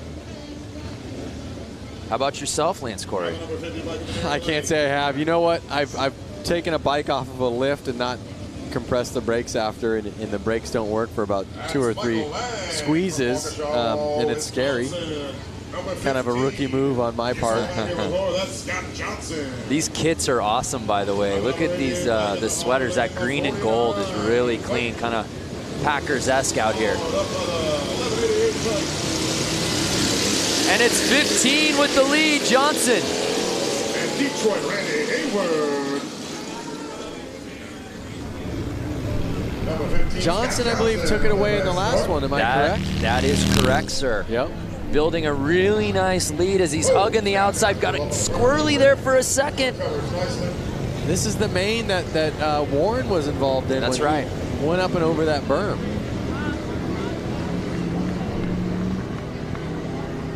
There you go. And right now, Johnson just building that lead as he hugs that outside wall. I was just going to say, notice how Johnson's almost kind of riding the berm.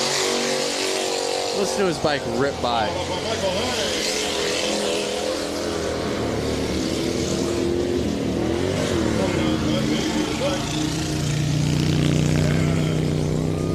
Detroit, Randy Hayward. Uh-oh, we got a bike stalled out in the corner. Well, I don't know if it was stalled out, but it was stuck. There he is. Yeah, 1188.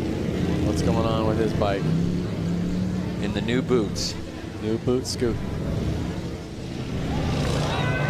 Notice some of these guys like himself, they're not wearing glasses, goggles. I mean, you get one roost. Yeah, these are brave men. I mean, we're talking about sand here. Look at that, riding the berm. Yeah, Johnson just leaving no doubt about it. Whoa. Oh, no! Just as I say that, he makes things interesting, but he's built such a lead, Lance. Don't speak too soon. Awesome shot on the straightaway there.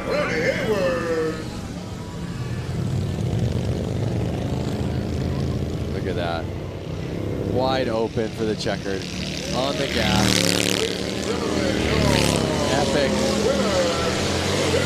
Scott Johnson. So Scott Johnson takes the checkered here in the Brakeless 45 class. Yep. And he went out front. He owned that race. Yeah, there was no doubt. Got the whole shot. Rode outside early, and then there was no looking back. Let's take another look right out the gate.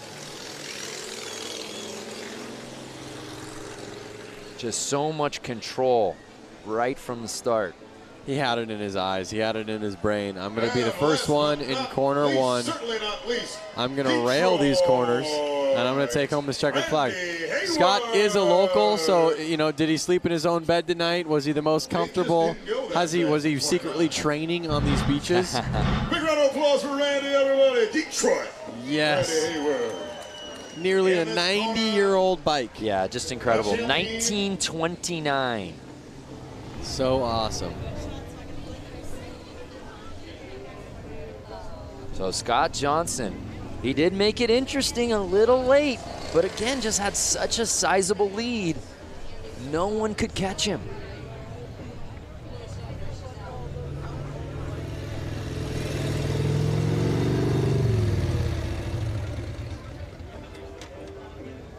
I mean, it's so cool to see everybody out there with Harley-Davidson shirts on. You know, I mean, it just shows you that Harley means that much to them. Yeah. You know, it's like all of these people out there, they have any shirt that they can wear, any shirt they want to wear. They want to wear a Harley-Davidson shirt.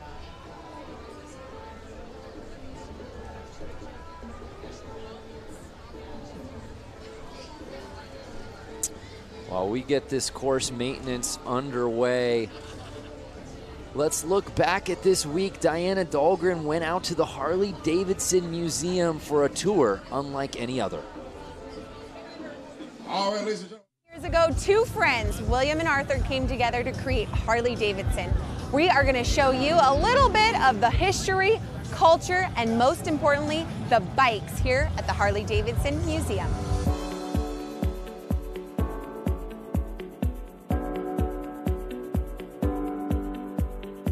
Behind us is the bike that started it all. Yep. Which is gorgeous. The oldest Harley-Davidson in existence.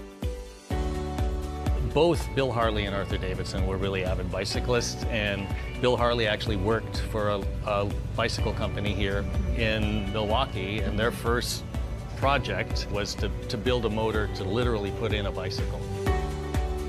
You can see how they kind of shaped the frame so that it would embrace the engine, and that kind of set the standard for what we still do now.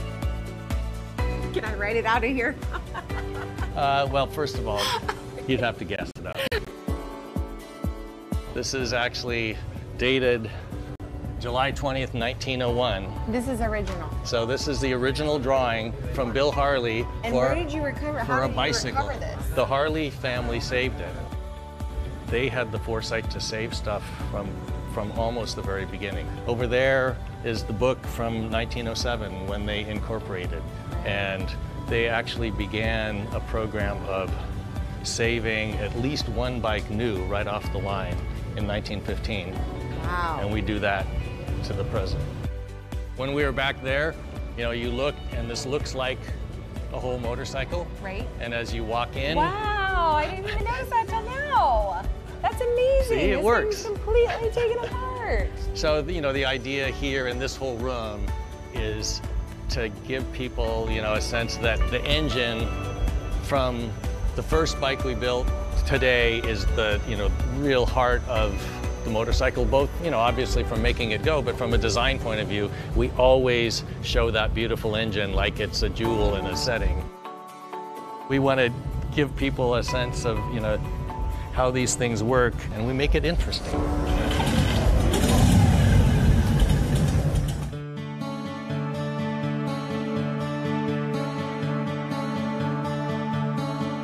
By 1920, we were the largest motorcycle company in the world and sold over 28,000. In those early decades, there were dozens we think as many as 60 different American motorcycle companies. By the time we came out of the Depression, there were only 2 companies left.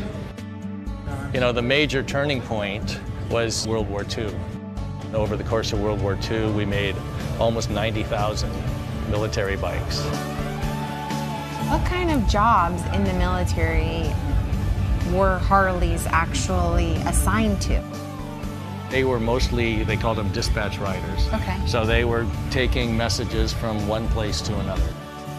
Our story weaves in and out of the story of American history. This is the bike that this badass cyborg Arnold has to ride. Schwarzenegger. The real Captain America in the comic book, he rides a WLA. Right. The original didn't come with flamethrowers and stuff like rocket launchers. Like the Terminator, one thing that's great is it's kind of, you know, it's not just like a car, it's a character.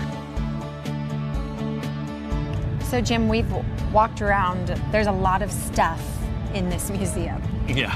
When you think about motorcycling, it's not just the bike, it's the black leather jacket, all the uniforms, and then all the things that people do to add to their bikes. So we've got, you know, just an incredible array of things to help tell the story. What do you hope each person that sets foot through this door gets? If you come into this place and you're a Harley-Davidson enthusiast, we're gonna stoke that passion further. If you got dragged along by somebody and you don't think you're gonna like it, you're gonna leave thinking, you know, that was actually interesting and I've never really thought much about motorcycling, but that's an interesting subject. There's something for everyone here at the Harley-Davidson Museum, that's for sure. That's the goal. Such an incredible experience. We encourage anybody out here that hasn't gone to the museum, I don't know why you wouldn't. Go there now. If you're thinking about, hey, I'd like to go see it, maybe do it. Go. You will not be disappointed. Hey, we've still got a couple more races to go out here, Lance. Up next, the Hooligan Main. I know this is one that the fans out here at Bradford Beach very excited about. That is for sure. These bikes have a lot more power than the other bikes you've been seeing out there. They're a little bit easier to handle. They have proper hand clutch, foot brake, foot shifting. So they are going to get a little bit higher speeds, and you're going to see these guys go wild. Well, let's go down to Diana as we continue to see the course maintenance happening. Diana, what you got? Yeah, I'm standing here with Scott Johnson. He just took the win on that last race. Congratulations, not only taking the win there, but earlier this evening. I mean, you're just dominating tonight. Thanks, I'm having a really great night. It's a really amazing track. How is the course, being that this is the first time this has been done in over 100 years? It's awesome. I mean, you couldn't really ask for anything better. It's like riding motorcycles on the beach in an oval, flat track style. They've been doing a great job preparing the track. Everybody out here has been awesome. It's nothing couldn't be better. That's amazing. Okay, so we got to talk about your crew because they were all yelling at us as we were coming out here. Let's send them a little love. Yeah, I'd like to thank my best friend, Junior Cycle Products, Warren Hire. He's like one set up my bike and always works on it. And my buddy Kendall, he does great paint and he's a really good mechanic. My buddy Jeremiah, who's in town to help out, and of course Harley-Davidson for throwing this amazing event. Yeah, Harley-Davidson. This is just this is epic. I mean, I hope people understand how completely epic this is. This just is blowing my mind every time I come out here and look at it, and that's happened 20 times today. So. That's right, completely epic. Doesn't even describe how amazing this experience is to be on Bradford Beach. I mean, like I said, over 100 years since the last race was contended here. So guys, we're gonna get ready for the Hooligan as soon as they get done doing this track. Are you ready to race? Yeah, absolutely. Scott Johnson. All right. Scott Johnson, by the way, if I'm giving out an MVP award out here for the Beach Brawl, I think it's Scott Johnson. He's had himself a day. Yep, and look at it. He's just like calm and collective over there. Here's a crazy idea. What if instead of just, you know, softening out this course, what if the rollers there you see behind the water truck, what if those guys went head-to-head and raced this course? We had a couple people on Facebook asking for that. I have no idea what the top speed is. I feel like they're going as fast as they can go. Would it be dangerous if they accidentally went off the course? Yeah, absolutely it would be, but that's part of the appeal, I suppose. Okay. Okay. So that way there's never really a course hole. When they go racing, let me know so I can get as far away from this as I can. No, you're calling it, my friend. So if you're just joining us, hopefully you stay with us because you're in for a treat. We've still got some huge races coming up. The Hooligan Main, the Trog exhibition right around the corner as we get this course ready.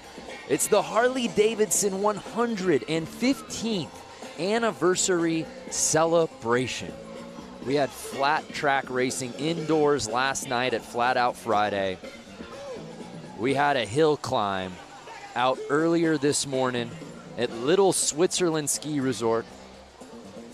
And we end our night out at the beach. All right, folks, we're wrapping up the track maintenance. We're sending these boys around for the Bradford Beach Brawl.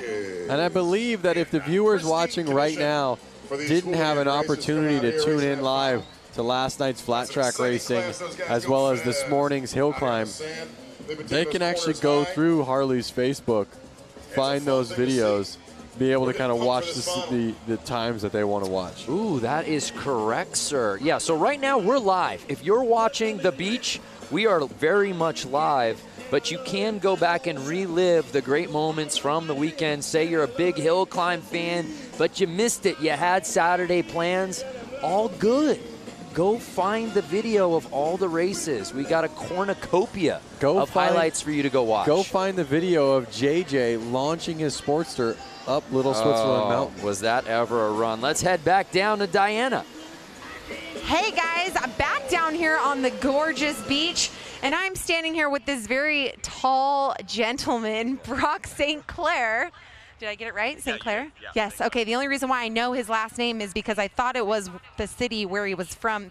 Anyways, long story short, we'll move on. Okay, Brock. Yes. We are here at the 115th anniversary. As you know, huge parties happening all week long. We've been together hanging out in the festivals and concerts and all these events. How has your experience been as the Freedom intern? Undescribable. I mean, it's been such a life-changing experience, and it's so much that it's really one of those things where right now there's so much happening. It's incredible, but I know that in the future, especially, I'll look back and be like, oh my God, I actually did all those insane things. But yeah, no, definitely amazing. And it's incredible to be a part of this anniversary and all the excitement involved. Let's tell everyone what the Freedom Intern Program is. Explain to everyone who's watching. Sure. So myself and 7 others were given motorcycles, given training, and we've essentially traveled the country and gone to motorcycle events, got invested in motorcycle culture, and captured our experiences, documented on social media, and had a really great time doing it. He forgot to mention that him and 7,400 other people in the world, 7,500 other people applied for his position. Only you and 6 other people got it from all over the world. Tell us where you started for the ride home. I started in the Northeast. I was in Boston, and I met up with the crew in York, Pennsylvania, which is where the plant is. So we got to tour, and then we rode back with the crew. They were all great. It was super fun. And go through the rest of the Freedom interns. Where did they start? Or where were they riding this summer, I should say? Okay, so Tessa and I rode out to the West Coast initially. Alex was down in the Southeast. He started in Florida and then was all about, I think he went all the way out to the West Coast too. Has done like 11,000 miles. He did the Iron Butt Challenge, actually, which is 1,000 miles in a day, which is insane. Emma's out in California. Han has been up in the Northeast through Maine. He's from Ohio, and he's been really just all over. I mean, like, we've seen so much of the country in such a cool way. I mean, there's no better way to do it than on a motorcycle, so really awesome. Well, these 7 Freedom interns, they went through extensive interviews, and they were the lucky winners. Congratulations. Thank you for representing our brand, Harley-Davidson, in such a wonderful way, showing young people as well. He's only 21 years old, showing the young generation that they can take out a huge hog, a street glide, and roll it around the country, 14,000 miles worth, give or take. So thank you so much, Brock. Thank you to the rest of the Freedom interns. We hope to see more Freedom interns next year and the years to come. Hopefully at the 120th anniversary, we'll see some more, and we'll see Brock come with, hey, maybe a wife or kids. Yeah, all right, guys, we're going to take it back up to you. Hashtag Find Your Freedom. That is such an amazing program. You know, I applied. Didn't even hear back from admissions. Yeah, because you weren't going to college, train a real intern. Oh, is that what it is? I think they said they were like out of college. Or Oh, that makes me feel better then. Why I didn't get in. I would love the job. Absolutely. Hashtag Find Your Freedom. Learn more about it online. Whether you ride bikes or are wanting to get into it, there's no better program, especially for young people. That's just absolutely amazing. Imagine getting into the culture, getting to document everything for social media. Are you kidding me? Be rad. Sign me up. Battle of van, machine versus sand. So the course looks good to me, Lance Corey. I feel like the show must go on. The show must go on. We have the flagger girl out there getting ready over at the starting line. Infield. You having fun? I see you out there. All right now. Look at those colors. Yeah, everything is just absolutely outstanding out here today. Weather's still so good. We've still got some sunlight to work with here. And as long as we got sun, we're racing. Yep. If your friends are calling you up, wondering what you're doing right now, they want you to come help them move a couch. They want you to come help do some yard work, spread some mulch out. You tell them, I can't do it, brother. All right, so it's I'm at the Bradford Beach time for that Brawl. Hooligan That's right. main. Curious for those fans watching at home, do you have a favorite hooligan? Do you belong to a hooligan club yourself? Be sure to tag Harley-Davidson, tag all that stuff, tag the Racing Gentlemen, hashtag Bradford Beach Brawl. Do it up, let everybody know where you're at. Make all your friends Lance, jealous. I know you being an LA-based guy, you're very close to so many of these Southern California hooligans that we've seen out here this weekend. I'm not sure if any of them really made it into the out into this one, yeah. Into the main. A lot of guys are coming out of the woodworks. A lot of good riders who, you know, are 9-to-5ers. They're out there. Yeah, they are out there. And they're actually coming on the track right now. The Hooligan main event is going to happen. We are seconds away. They're passing me. I'm inches away from these guys. So talented, and a lot of these guys have competed in multiple events this weekend, guys. Talk about a few of these riders and all their talent, the talent field they carry. Diana, you've gotten a chance to hang with a lot of these guys you've interviewed, half if not most of them throughout the 2 days of action out here. They all just have such fantastic stories on how they got here. It's easy for fans to get behind and root for guys like this hooligan class, right? Yeah, that's right. And you know what? There are a handful of hooligans that didn't qualify into this event. I bet they're so bummed about it. But you know what? Like we saw, racing is racing. JJ Flaherty going down in the shaded area, you know, with one hand off the wheel bars. Anything can happen in racing. And that's the coolest part about it, is it always a surprise. It is always a surprise. So there you see the format for tonight's main. Big names here in this hooligan main. Of course, Danny Holbus, Benny Carlson, Joshua Young, and Hansen, and we're off! And again, remember, these bikes are faster and they're easier to handle than those old bikes. We're gonna see some fast racing here. And we're seeing more of the same from Hansen. We saw it earlier in his previous heat, taking the lead, going tight on the turns, and he looks like the one to beat, Lance. It looks like he's out there in front and he's not letting off. Looking back. But he's looking back. He's hearing footsteps. It's Holbus, 142, trying to make the pass. Riding that outside line. Is the outside going to be faster? We'll see on the straightaway. Does he pass him? He slingshotted that outside corner. Oh, shaking, baking his way past 33. Is he going to keep staying on the outside? Is that going to be faster? We'll see, and the strategy works, Lance. They are on the gas. Now can Hansen return the favor on the inside? Look at him. Oh, he's gone. Wow, look at how rutted it's getting. Even after all that course maintenance, Lance. These bikes are powerful and they are roosting. Amazing. 2 laps to go. But Danny Holbus has been primarily riding on the outside, and he's holding the lead. Notice Holbus on that corner, on corner 4. He's actually riding the berm. Look at how high up he's going. Look at that. He's getting up on the berm. Watch him come out of this next corner. That's not easy to handle that bike through that. Watch him come up on this berm right here. He went up. Yeah, he's riding up on the wall. And that's it. Danny Holbus winning the Hooligan Main out here at the Bradford Beach Brawl. That's your Hooligan winner, ladies and gentlemen.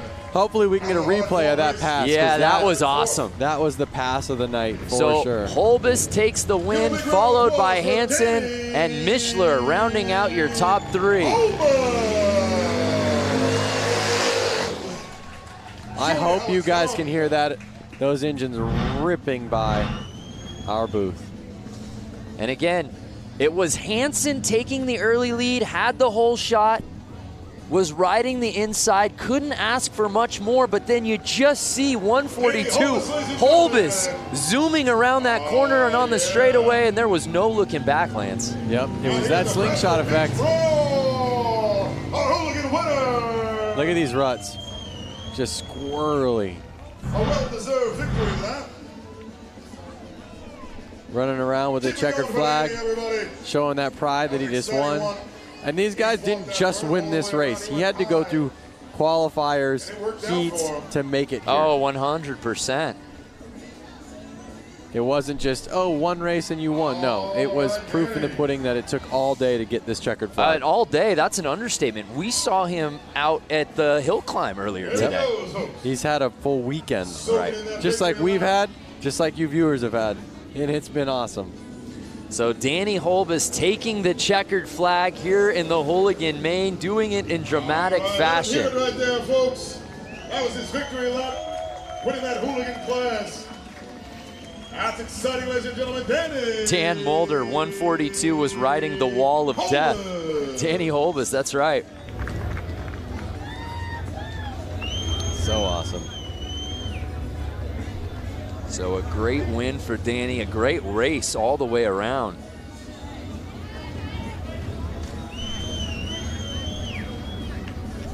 Sometimes you wanted to sit here in silence, just staring at it like in awe. Should we just not talk for the rest of the show?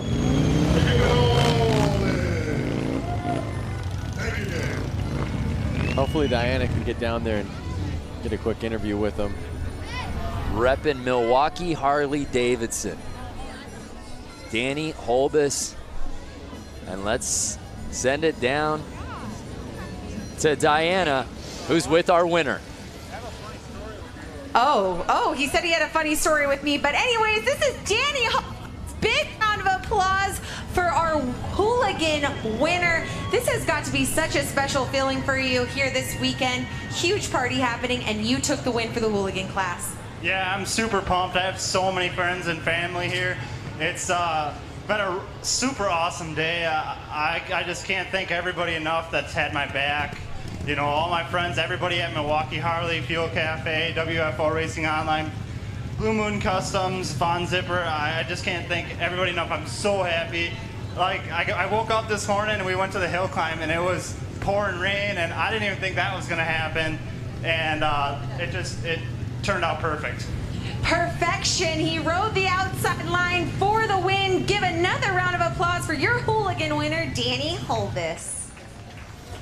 What an awesome race. What a win it was. I want to hear the story that he was teasing to Diana before he got the bike. We'll get that later, I suppose. But Danny Holbus, heck of a day. Saw him out at Hill Climb, performed super well out there. Made his way over here to the beach. Uh-oh, is this another Hooligan class? These are all a bunch of Hooligans that I see. What gave it away? They're shirts that say Hooligan? But wait a second. No, I see. This looks like Trog up here at the starting line. So right now we're racing that Trog 45. These are the Trog 45s here. Trog 45 class. These are all. Our final race of the evening. Do you know what Trog stands for? Tell me. The Race of Gentlemen. The Race of Gentlemen, which makes sense as today's race is presented by the Race of Gentlemen. There you go. Trog. 2 and 2 together. You think that was a coincidence? But did you not really know? No, I just wanted to hear you explain it. We talked about it in meetings all day long. The Race of Gentlemen, Trog. Keep an eye on these guys. So this is it. The final race of the weekend here at the Harley-Davidson 115th anniversary celebration. These guys are about to give it all they got. In the finals of the Trog 45 class. Checkered flag girl looking at them, making sure they're all ready to go. And they're off! 6 bikes, our final race. Oh no!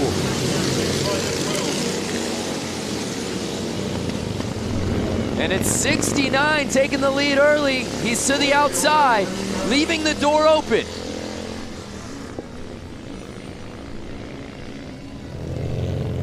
There they are again. Compared to the Hooligans, these bikes are a lot harder to ride. Yeah. No hand controls, and not as good of suspension. A little bit slower engines. So these guys are wrestling. I'm hearing all the cons. How about the pros, Lance? The pros is the fact that they're riding bikes that are 50, 60, 70 years old, and they're keeping the dream alive. You know. So it's the Bike 69 with a sizable lead. Something is really going to have to go south for him to lose this thing. Oh, Detroit, right here. Pushing that 29 Harley-Davidson to the max. So we're in the midst of the Race of Gentlemen. The 69 gives a look back. It's our final race of the evening. On the gas, their hands got to be tired, their arms, their forearms got to be tired. One more flag. Final lap of the weekend. These guys are going to lay it all out on the line right here, right now. Trying to chase him down. Uh-oh, making it interesting. They're getting tired, the track's getting rough. Currently in third. Can they keep it together? And Detroit, Randy Hayward. He's cruising now, Lance. Yeah, he's exhausted. You can tell these guys are beat. And there it is, the checkered flag of the night. 2018 races are in the books. 69 putting it down on the final race of the night, and the Race of Gentlemen officially in the books here at the Bradford Beach Brawl.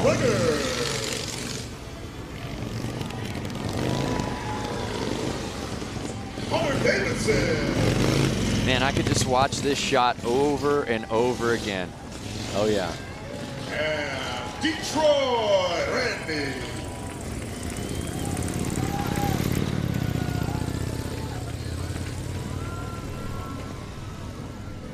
Look at that city. City of Harley-Davidson.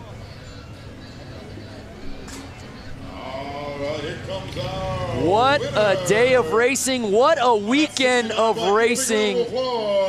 Congratulations to all our competitors here at the Bradford Beach Brawl. We kicked things off last night under the lights in the arena with Flat Out Friday. All the guys and gals putting on a show under the roof. So much fun, so many different classes full of mayhem. Everyone getting involved in the action. And the fun just continued as we moved on to today. This morning, the Harley-Davidson hill climb at Little Switzerland. Lance, some bikes had more trouble than others. That is right. But everyone seemed to have the time of their life, particularly on that mogul. Definitely. The mogul is what separated them today. Yeah, absolutely. The riders and the fans alike pushing all of the extremes, the pouring rain, and then we wrapped up our weekend of racing with all of our classes out here for the Bradford Beach Brawl presented by the Race of Gentlemen. It seemed like every class had a little bit of everything. It's been awesome. What a weekend of racing. Thanks so much for watching the 115th anniversary Harley-Davidson celebration.